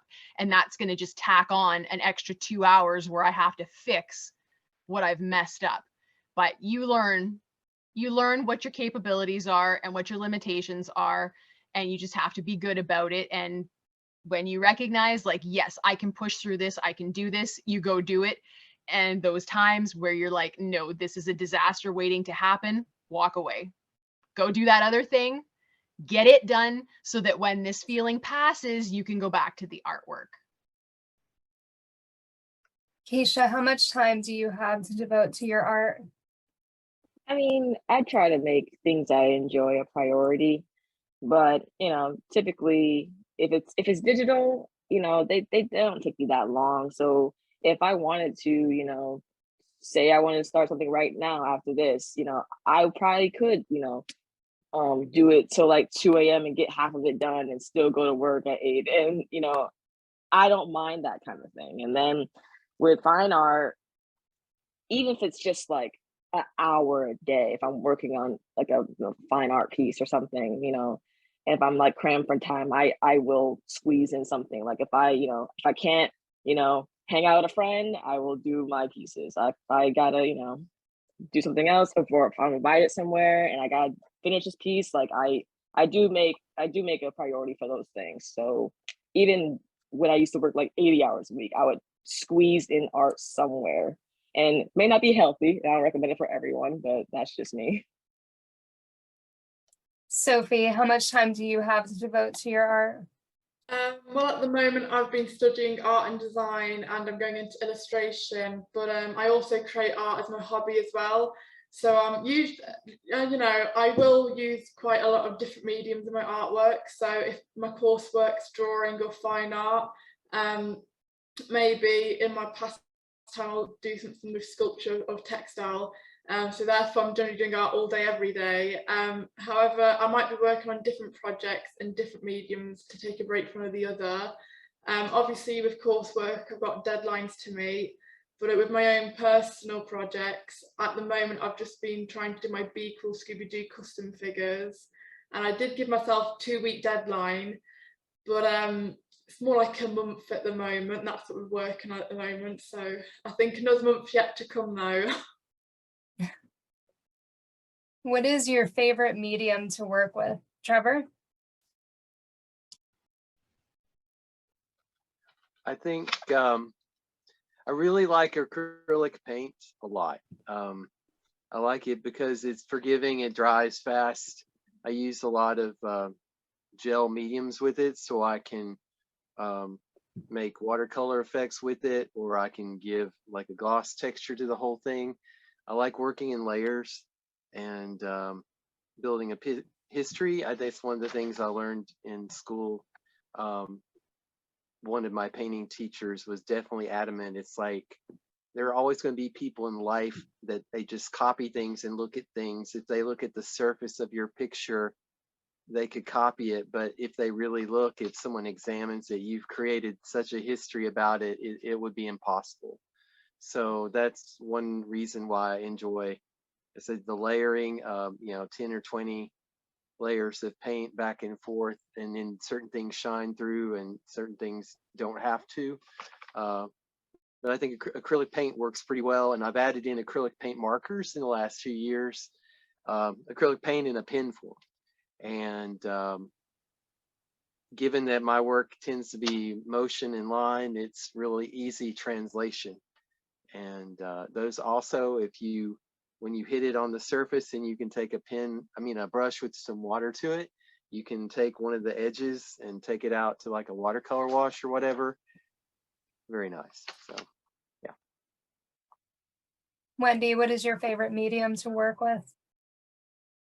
Yeah, like Trevor, I love acrylic. Acrylic is primarily what I work with. All of my fine art paintings are acrylic. It is very forgiving. It's great for beginners. It's great if you're a intermediate or professional level as well. It dries really fast, but it also has the capability of making it look like watercolor or oil. You can do all kinds of fun things with it. But the quick drying time is definitely aces for me. I like that. It lets you work a lot faster. And if you mess it up, you just paint over it and you do it again. You don't have to scrape it off, and you only have to wait like 5 minutes. There's hardly any wait time. When it comes to any kind of like fan art or when I'm just doodling, definitely just a plain old pencil. And I've really gotten into, I did splurge a few years ago for the Faber-Castell Polychromos colored pencils, which are wonderful. And I wish I had saved up and sprung for a much larger set than what I got. But yeah, I love the colored pencils now. I'm trying to learn how to use them in a slightly more professional manner, because some people can do some really, really incredible things with colored pencils. I am definitely not there yet, but we're working on it. KEESHA, what is your favorite medium to work with? I work with quite a bit. Obviously digital and oil paint. I love oil paints. Like there's something about them. I don't love the quick drying time with it. I like doing what they call alla prima, which is like working wet into wet. And I trained myself for many years on how to like really do that without really muddying it up. And I found one of my old little sketchbooks and that's like an oil piece in there. I also like this, thanks. I also like this stuff called gouache. And it's like if acrylic and watercolor had a baby. So like Oh wow. stuff like that. And then I like charcoal, but I also just like regular pen work. Just ballpoint pen. I can go to town with that kind of stuff too. But all of that, I like oil paint the best. And I would say digital a strong second. But yeah, that's just what I was like, trained with. And acrylic was like cool for like underpaintings before you like put oils on there. But yeah, I could do layering as well, but I still like the whole wet into wet process, because you get like really interesting results when you do that. And it just requires a lot of patience, and it made a little bit of impasto, like just really getting thick with it. So Sophie, what is your favorite medium to work with? Well, I've experimented with the majority of mediums, though, as my art's purely, mainly based on character design and illustration. My go-to is traditional, like a pen or paper, but also more recently I've started doing digital art. However, I do love doing acrylic painting and also textiles, creating plushies and, custom figures and sculpting. But I don't like to get too messy, so I like staying on the neat side as most, if I can. Well, what is your favorite medium to work with? I always used to do a combination of acrylic, ink, gouache, and graphite, sort of mixing all those things together. I never had the patience for oil. Good for you. I try. It's too messy. The cleanup. Now I know. At least you like gouache. I do like gouache. Gouache is great. But kind of relating this back to the time question, one of the things that I struggled with for a while, like 10 years almost, I didn't do a lot of work because I was primarily doing pen and ink, drawing, and it was harder to make time when I had a daughter and a job and just trying to juggle everything. And I think at some point, Wendy and I probably need to have like a really civilized but heated conversation about digital versus non-digital art. But I love digital is probably my number one. And I think that there's a lot of cool things you can do with it. But the thing that actually made the difference, and part of the reason why I do so much work now, is because having the iPad Pro and an Apple Pencil and being able to do the work anywhere at any point in time totally changed my life. So I don't ever have to choose between Netflix and art, because I'm pretty much always watching Netflix while I'm drawing. And I can draw, I can be with my daughter and draw, she's drawing at the same time. I can be on the couch, go to bed, I can still draw for like 3 hours. So it's actually the convenience of it is why I do so much work. So it's almost like I have to do digital at this point. If I sit down and try to do like acrylic after 45 minutes, there's going to be some interruption. It just makes it really hard for me to get into the groove. What is the most memorable feedback you have ever received from someone? Wendy? So I actually do have a couple, but I will make it quick. So number one on my list, my dad is definitely my biggest fan. And you might think that any compliment from him is going to be biased, and maybe it is to a degree, but I will tell you, my dad is also my worst critic. My dad does not shy away from telling me if something is wrong with my piece, or where he thinks that I should rework something, or if, you know, he does not, he's never mean. He's never been mean to me, but since I was a kid, he definitely does not coddle me. And so when I get like a genuine compliment from him, I consider it to be genuine, definitely. So a few years ago, I really primarily I'm a wildlife painter. That is what I end up doing the most of. And a few years ago, I did a piece and my dad was like, you know what? He's like, this is better than Glenn Loates. That is, to me, there is no greater compliment that anyone could pay me. And I don't care that it was my dad that said it. I am going to take that compliment. I don't agree with him, but I don't have to. That was the nicest thing that anyone could have said to me. And he has said it a number of times since then as well. So I know that he at least believes it. And that's all that I care about. He believes it. So he's being sincere. So it's a genuine compliment. And then there were actually 2 comments that I got back in January. I did like a little collage of 9 of my bird paintings in one post. And one of the comments was from Hanna-Barbera animator Bob Nesler, who said, Wendy, these are wonderful, wonderful in all caps, really beautiful and so alive. You could easily be an animator. That was very, very, very touching and is like burned into my brain for the rest of my life. And now every nasty comment I get is invalid because Bob Nesler said I could be an animator and that my work was really great. So, and on the same post, I didn't know this person and I'm pretty sure that she's not a follower. I don't know how she saw the post, but some lady named Patty said, Wendy, these are the most beautiful birds I have ever seen. And that, coming from a stranger, not someone that had any reason to try and make me feel good, or, you know, like, I think everyone who has friends that do anything, like, we want to be supportive of each other. So I'm sure that there are plenty of times that my friends are like, oh, wow, this is the best thing I've ever seen. And in reality, they're like, well, I mean, it's okay. Like, it's okay. But they're not going to say that to me, right? Your work so is not just okay.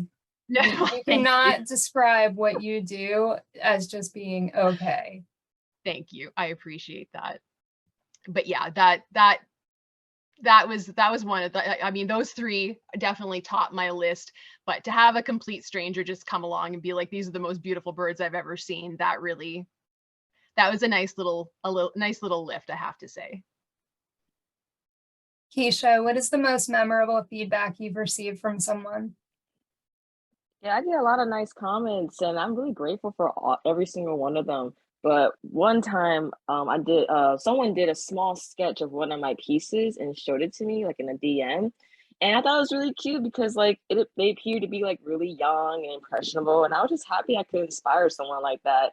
I think they did one of my Outlast drawings. It was like, look what I did, and I was like, that's amazing. You go. And then for my birthday one year, this girl wished me happy birthday and was like, hey, like, never negate your gift because it makes a lot of people happy. And I was just like, oh my God, like, thank you so much. I'm about to go cry now. But yeah, it's been really great. Sophie, what is the most memorable feedback you've received from someone? I mean, since starting Instagram, I've received so much love and support for all my art. But one of the most popular art series is my Scooby-Doo Evolution, and you know, it was so fun seeing everyone's positive reactions to it. But also, I think one of the most special ones for me was when I teamed up with my grandma and we made the knitted Scooby-Doo and Scooby-Doo plushies that we've got behind me, and it was so special to have that together.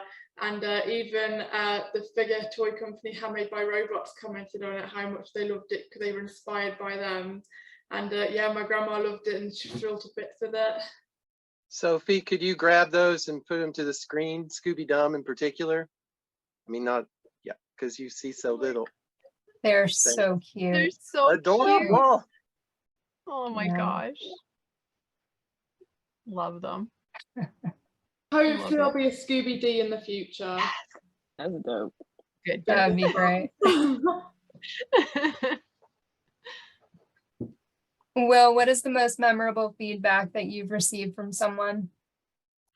So it's kind of three categories I was thinking of. One is people, kind of like what Wendy was saying, you'll get a comment from somebody who you don't know, and the ones that usually mean the most are sometimes from the way people phrase things.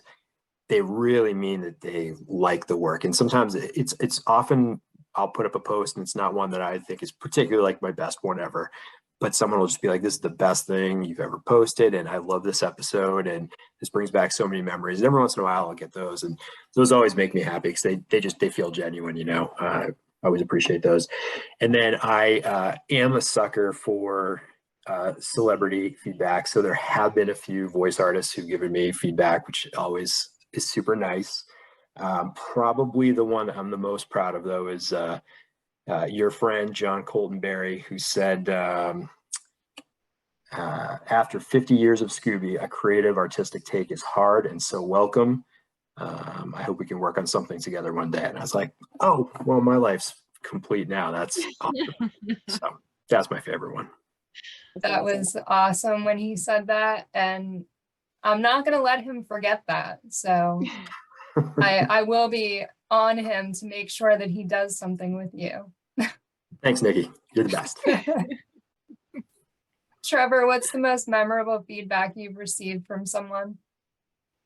Well, that is a multi-layered question, Nikki.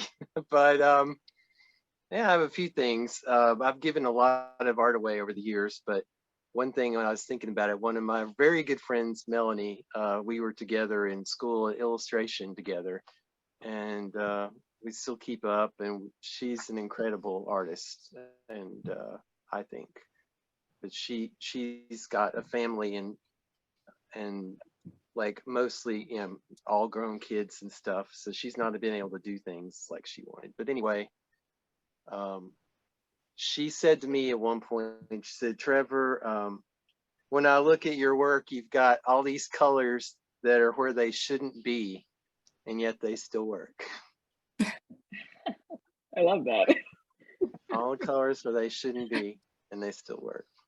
Because it's about the value, you know? Well, I mean, like I would put pink or purple in hair or whatever. If you go back and just see the way I throw it in, but the fact that validation, she was in classes, but that was also fun. I saw her a little while back, and she commented on, well, you know, your problem was you tended to overwork things. I'm like, oh, thanks, Mel. But which is nice to have the acrylic again, because you can overwork the overwork. But as far as just behind the artist studio there, the interactions with celebrities for me is like, since I'm doing things and giving the art away, I met Tracy Scoggins. She played on Lois and Clark, and she was the character Cat Grant on there.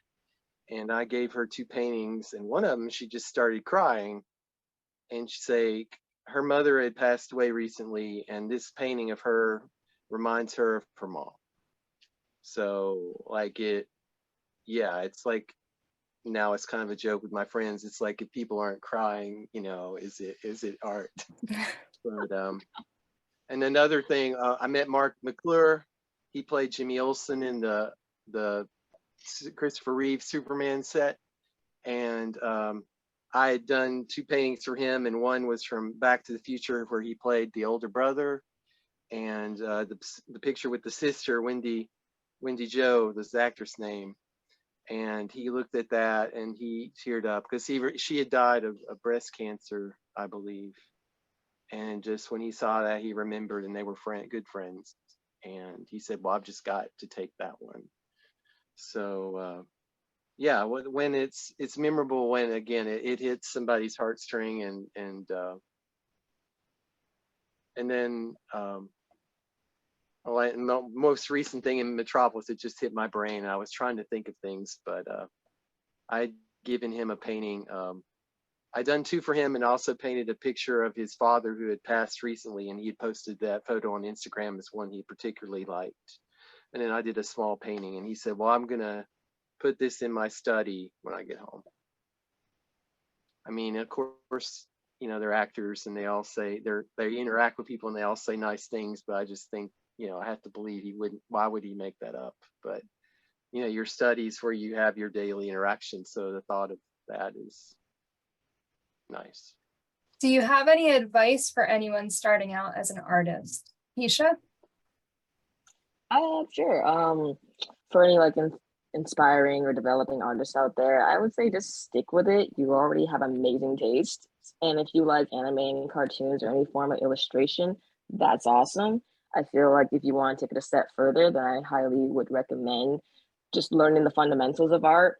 I know it's not what everyone wants to hear, but I do think it's necessary to learn the fundamentals and, like, you know, try out drawing from life. Doesn't necessarily mean realism, just learning how to draw from life, and then just give it time and practice and consistency, and think it'd be good. Sophie, do you have any advice? Yeah, I agree. You know, art's meant to be a fun process and something to enjoy. It's something that can give you a sense of achievement when finishing a piece, and if that ticks all your boxes, just go ahead and do it. Will, do you have any advice for anyone starting out? It has to be fun. You have to really enjoy what you're doing, or else you'll stop doing it. And so it's actually more important to figure out what you really like to do than to have some ideal of what you think is good or what you think you want it to look like. You can't worry about that. You have to enjoy the process, and then just do it all the time. Just anytime that you can draw or be creative, just let it fill up all your spare time and you'll be successful. Trevor, any advice for anyone starting out? One of my design professors said a long time ago, it's like, go and fill your mind with everything. Go and look at art books. Just go to museums. Let's say books about art, you know, history of art. Just stuff as much things in your mind as possible, because one of the things in general about doing a design process, sometimes you take an idea that you want, and then you can go and put a lot of different things in your mind when you're researching about a project. Say if you were doing an illustration for a piece of classical music for an album cover, to go and listen to that musician's work, and then to go and look up a story and see photos of them and the time they lived in, and let all that basically soak into your mind for a period of time. And then, you know, there's the cha-ching and then the art kind of comes out. It's a nice process, but to have that, you have to constantly put things in. I'm not just saying absorb everything, but definitely like go to a bookstore and go to the art section, get a cup of coffee, and then pull some of the bigger books with mostly pictures and just look. Because it stays in more than you know, and if you expose yourself to more things, it's just more likely to catch. So, like, about the best advice I ever had, and so that's not, you can take it because it's not really mine. So Wendy, do you have any advice for anyone starting out? Aim high, but be realistic. Keep in mind that a lot of people who are extremely talented do not make a living doing their art. I am one of those people, so I feel like I can give this kind of advice. There's nothing wrong with having the goal of being able to sustain yourself by doing it. You do need a certain level of ambition in order to make that happen. And you need a little bit of luck sometimes too. Just because you have the talent doesn't mean that you're going to get the right connections. A lot of people that you might think are less talented will find opportunities that you would really like to have. And sometimes it is a matter of where you are and who you know and things like that. So please be very realistic in your expectations. It's wonderful if you get to a point where all of the cards fall into place and you can make a living doing that, that is amazing. And that is what I wish for everyone that wants to get into art. But realistically, especially today when with the internet, even though yes, that definitely opens up possibilities for you, it opens up possibilities for everyone else too. And there are literally billions of extremely talented people on this earth. There are so many people that are doing incredible artwork. Competition has never been stronger because there's never been this level of access before. And ironically, it can make it harder for you to make a living doing what you love to do. So you have to love it. If you don't have a passion for it, find something else. Find something that you do have a passion for, because you do need a passion for this kind of work. And just aim high, but be realistic. You might have to work a regular job for a long time or a short time. You might have to do your art at night or on your free time, and that's okay. That is okay, but make sure that you plan accordingly. Don't necessarily assume that I'm an amazing artist, I'm going to go out and I'm going to be able to just like earn thousands of dollars a month and I'm going to be able to live. Like, I hope that that happens for you, but please don't be shocked if it doesn't. And you will probably have to work really, really hard. But if you love it, it's worth it. So do it, but just be realistic. And I have a bonus question for all of you. But before I ask that, KEESHA, where did lazy perfection come from? Like I said, I was in high school. You know, I'm pretty sure like it was like me and some friends. It's like, because I always knew I wanted to get into art and make it a business at that time. But then I was like what can we call it? You know, like, oh, how about lazy perfection? And I had like a very early works. I had like a little like cat logo too, because I was really into like Savannah cats at the time. And dude, it just kind of stuck. And I'm just like, oh, okay, well, I guess we're just this. And I always feel a little weird because I'm like the only one doesn't have like Scooby in the name or just like my real name. But I'm just like, yeah, we're just keeping with it, you know. So, you know, that's what happened. It was just me being young, 16, just made that name up. And I'm like, yep, here we are 10 years later. Okay, I always wondered about the name. It just always stuck out because, you know, lazy, I look at your work and lazy is not anything that comes to mind when I look at your work. So sometimes I take like little breaks and then there's the laziness, but then I try to make an effort, you know, with my work. So therefore it's like, you may not see me for like 2-3 weeks, but then come back and then, you know, that's kind of how I viewed it, especially when I was on DeviantArt. Right. Okay, bonus question is, what is your favorite piece of art that you have created? And this can be as a commission or something that you created as fan art, anything, whatever your favorite piece of art is. Sophie? Yeah, I suppose one, you know, obviously I love my Scooby work and all the more unique items that I make.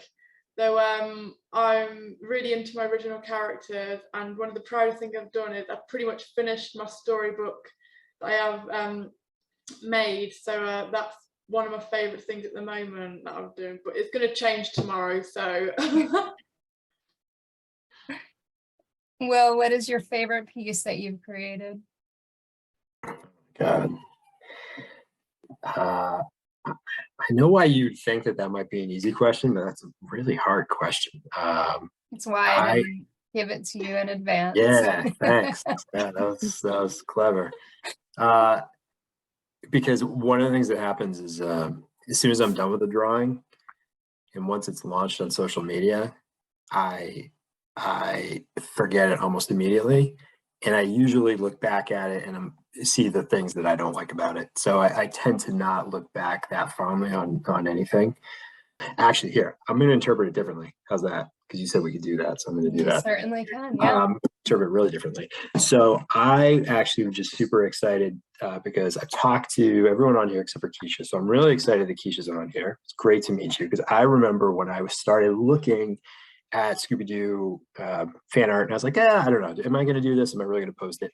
I definitely saw all your stuff on Deviant art, like, really early. No, it was definitely inspiring. Like, I definitely looked at that, and it was helpful to see. And I was thinking about that while everyone was talking about the different take that everybody on here has for Scooby. And it's really interesting. What I like about your work, KEESHA, is it really feels like you're friends with the characters. Like, you feel like you're in the Scooby gang, like, which is really cool. And it's not like what I do at all.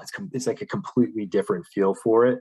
And what I love about Sophie's work is I love how Sophie is really investigating each one of the characters, and like by looking at all the different versions of each character and the evolution of them, like that's a very specific take on it. And Trevor, your stuff is just it's really inspiring, actually, to see. It really is. Actually, one of my favorite things is when I see your pictures that you post of you like giving your paintings to people at conventions and stuff. I love it. I actually get jealous. I'm like, that's such a good idea. And I think that's where the fact that you're not making digital art, you're making like real art, like real art. That's a terrible thing to say. You're making physical object, which I do not have a physical object. Like that's when it makes the biggest difference, because you can actually take that one unique item and give it to somebody else, which is awesome. And Wendy, I can't do what you do. I'm actually looking at your print because I still have it sitting right here. Thank you very much.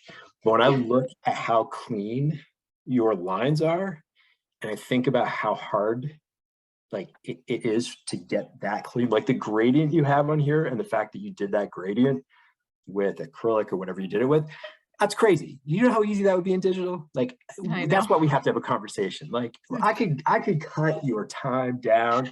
You could make twice as much money. All right, I'm done talking. That's my answer to the question, because I don't know what I like to do my own work. All right. Well, that was an interesting way to answer the question. So I'll take it. I'll take it. Trevor, what is your favorite piece that you've created? That is such an unfair question. Such an unfair question. You're welcome. I really can't, but I mean, I'm just gonna do this just because it's appropriate for, I mean. Love it. Yeah, that's great. Check the signature. Ooh. Yeah, this was the painting that Frank Welker signed. This is the one he told me I was an in-depth Scooby fan. In-depth, right? I should copyright that. I'm an in-depth fan. So, but anyway, this is the first scene of them all together. This, it's, anyway, I don't need to explain the virtue, but yeah, I mean, that is special because of who, that he signed it. But as far as technically, there's one painting I did of Vivian Lee in her burgundy gown. I did it in college. It's the most John Singer Sargent thing I'd ever done, and I don't even understand how it happened. I don't know if you all ever work on something when it's the good thing and you're looking at it, it's like, who did that? Because I don't know how that process through me.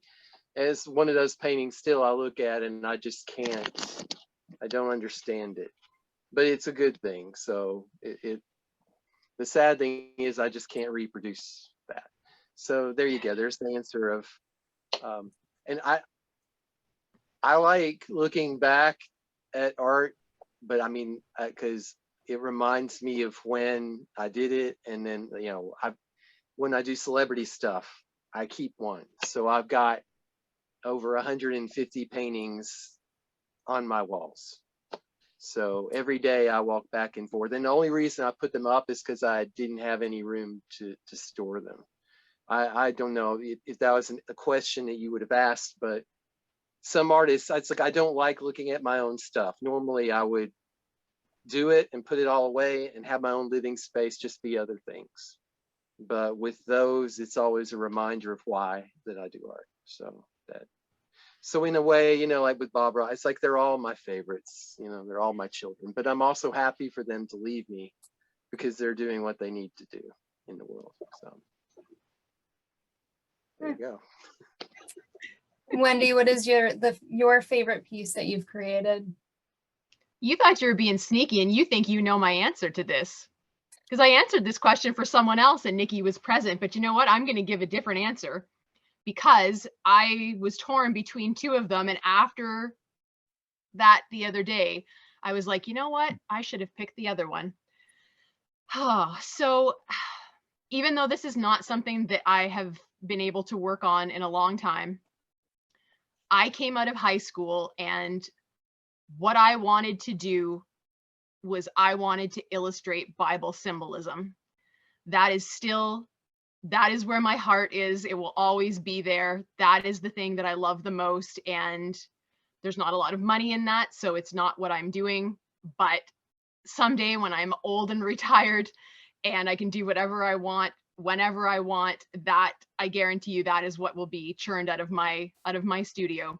In 2012 and 2013, it was a 2-year project. It's the biggest painting that I've ever done for myself anyway. It's 4 feet long. It's about 18 inches high. It is titled Armageddon, and it is a very unique, I think unique, you won't see or hear a lot of this in many churches, but it is my way of putting forth the message of what I believe Armageddon to be. So it is a complete giant Bible symbolism piece.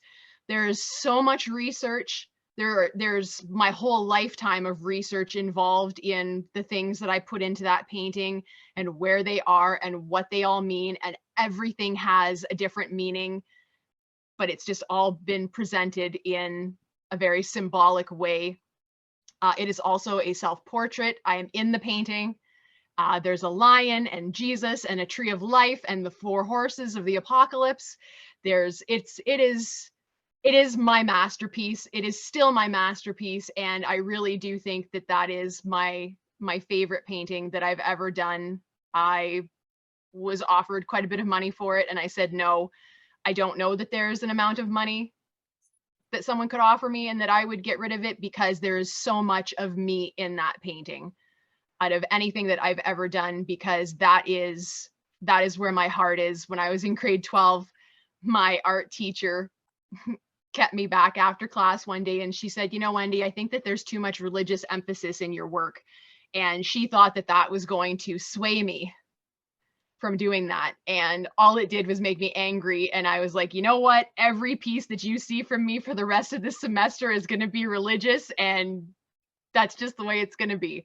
And it was. And she backed off of that when she saw what my final project was for that year, which was something that I would actually like to return to, which is illustrating Bible stories. But that huge piece was just a bear to work on just physically, because it's also done on like 3/4 inch MDF. So the piece itself weighs about 50 pounds. It's very heavy. My studio is very long and narrow, so I couldn't work on my desk because the piece is bigger than my desk, and I'm definitely not, like, I have to work flat. My hand is way too shaky to like work on an easel or anything, and I'm definitely someone that needs to turn my work as I work on it. And you can't turn a piece like that in a room like that. It's impossible.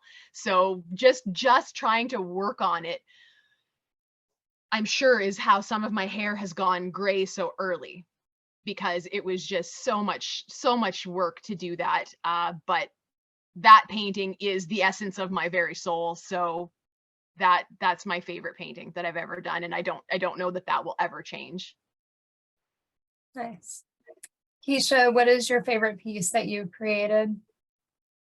See, I don't really do favorites, but I don't know, anything that was like relatively large or whatnot. Like I have this painting of my dog, and he is a bat, and he's on fire.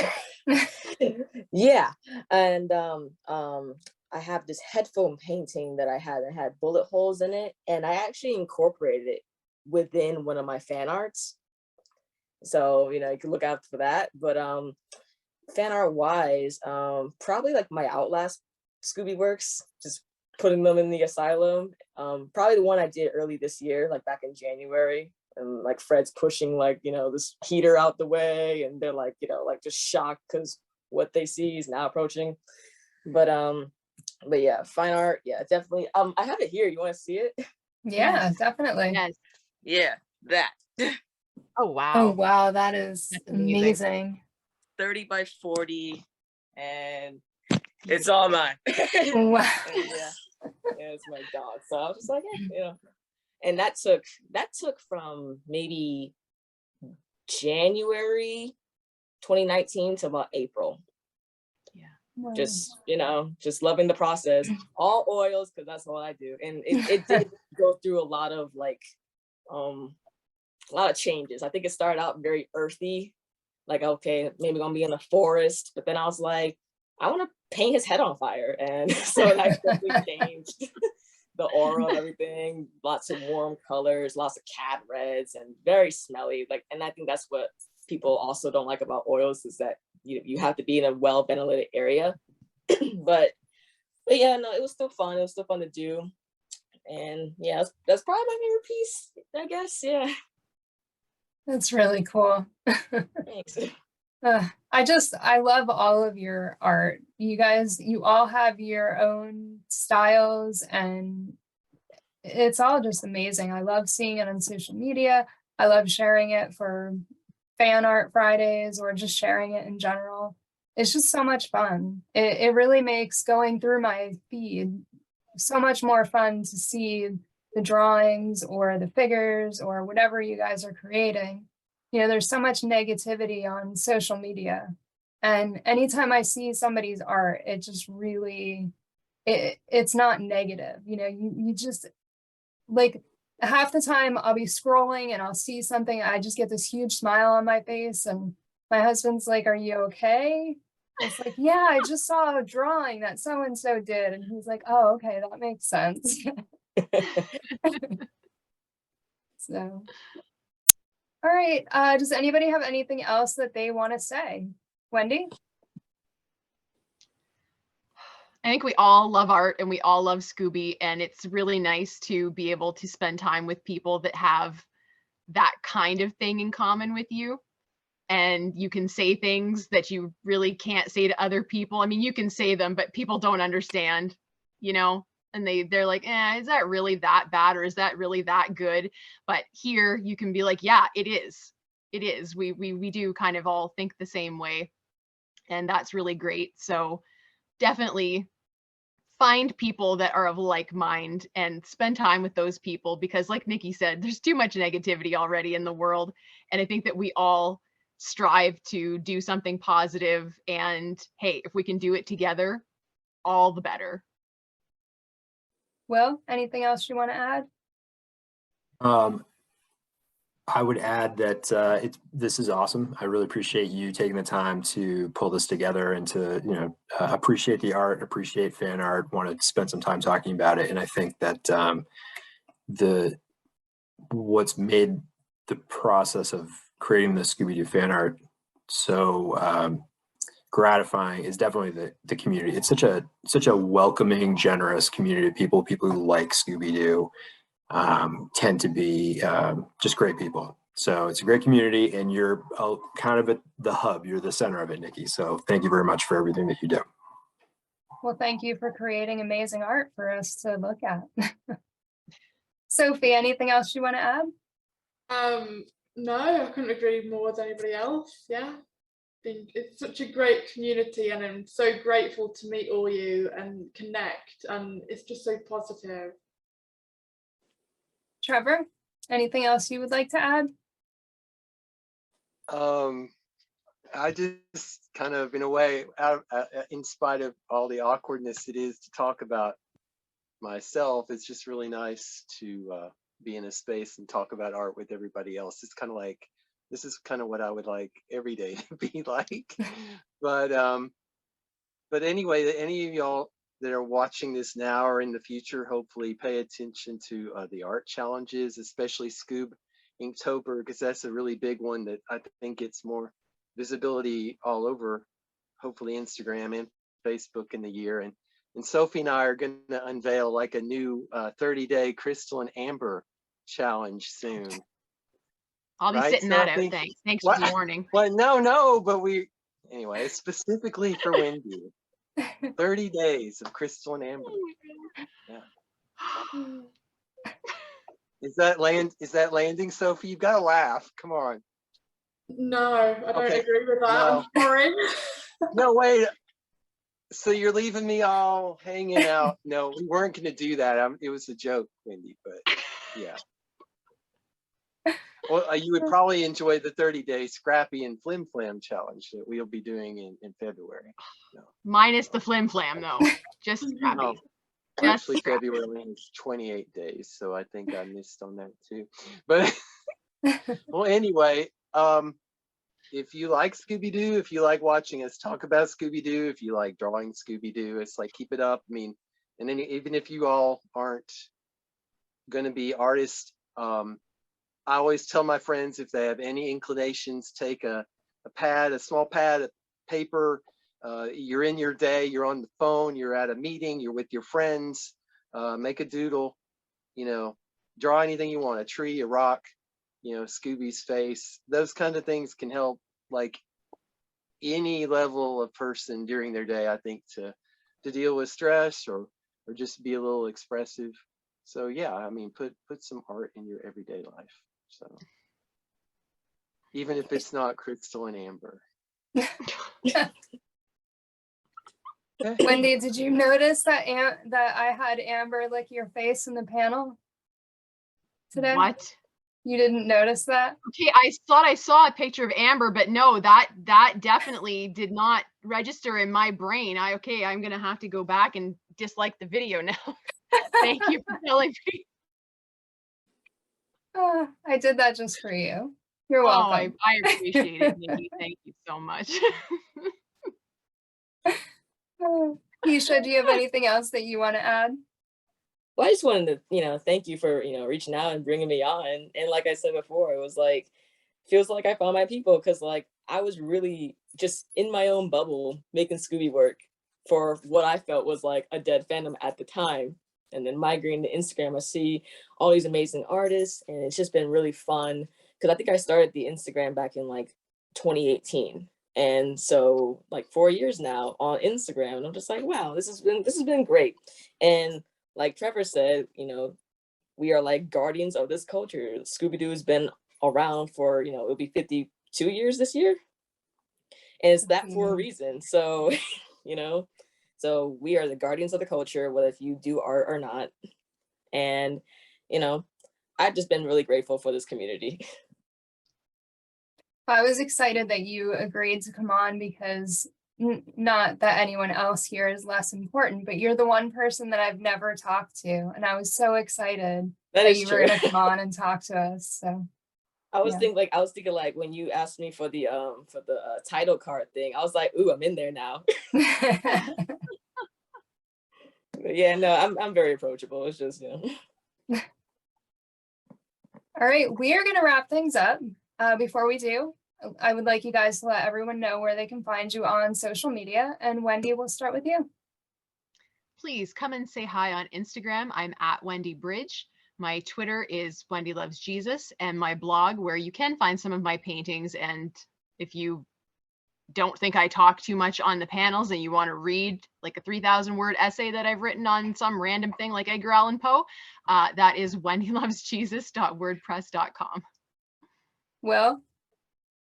You can find my work at Davenport Will Draw on Instagram, Facebook, and Twitter. Thank you. Sophie?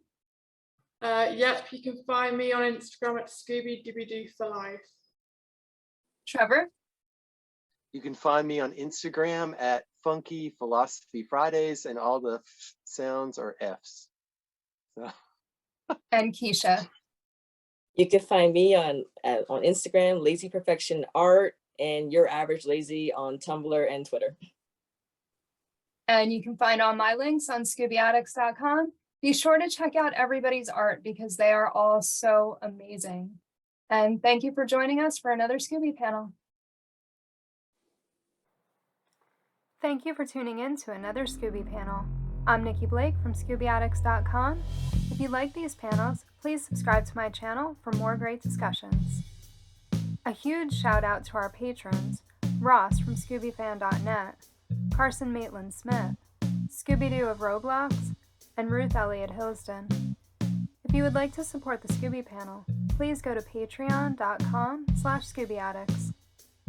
A very special thank you to artist, blogger, and Scooby collector Wendy BRYDGE, artist Will Davenport from Davenport Will Draw, artist Sophie Locke from Scooby-Doo for Life, pop artist Trevor Hawkins from Funky Philosophy Fridays, and artist KEESHA from Lazy Perfection. Scooby and Shaggy were voiced by Scott Innes. Check out Scott's website, onescottshop.com. Scooby Panel is available in podcast form on most podcast platforms, or as a web series on YouTube. Scooby Addicts artwork by Will Davenport. Video editing by Nikki Blake. Music composed and performed by Bovine Nightmares. Please join us next time for another Scooby Panel.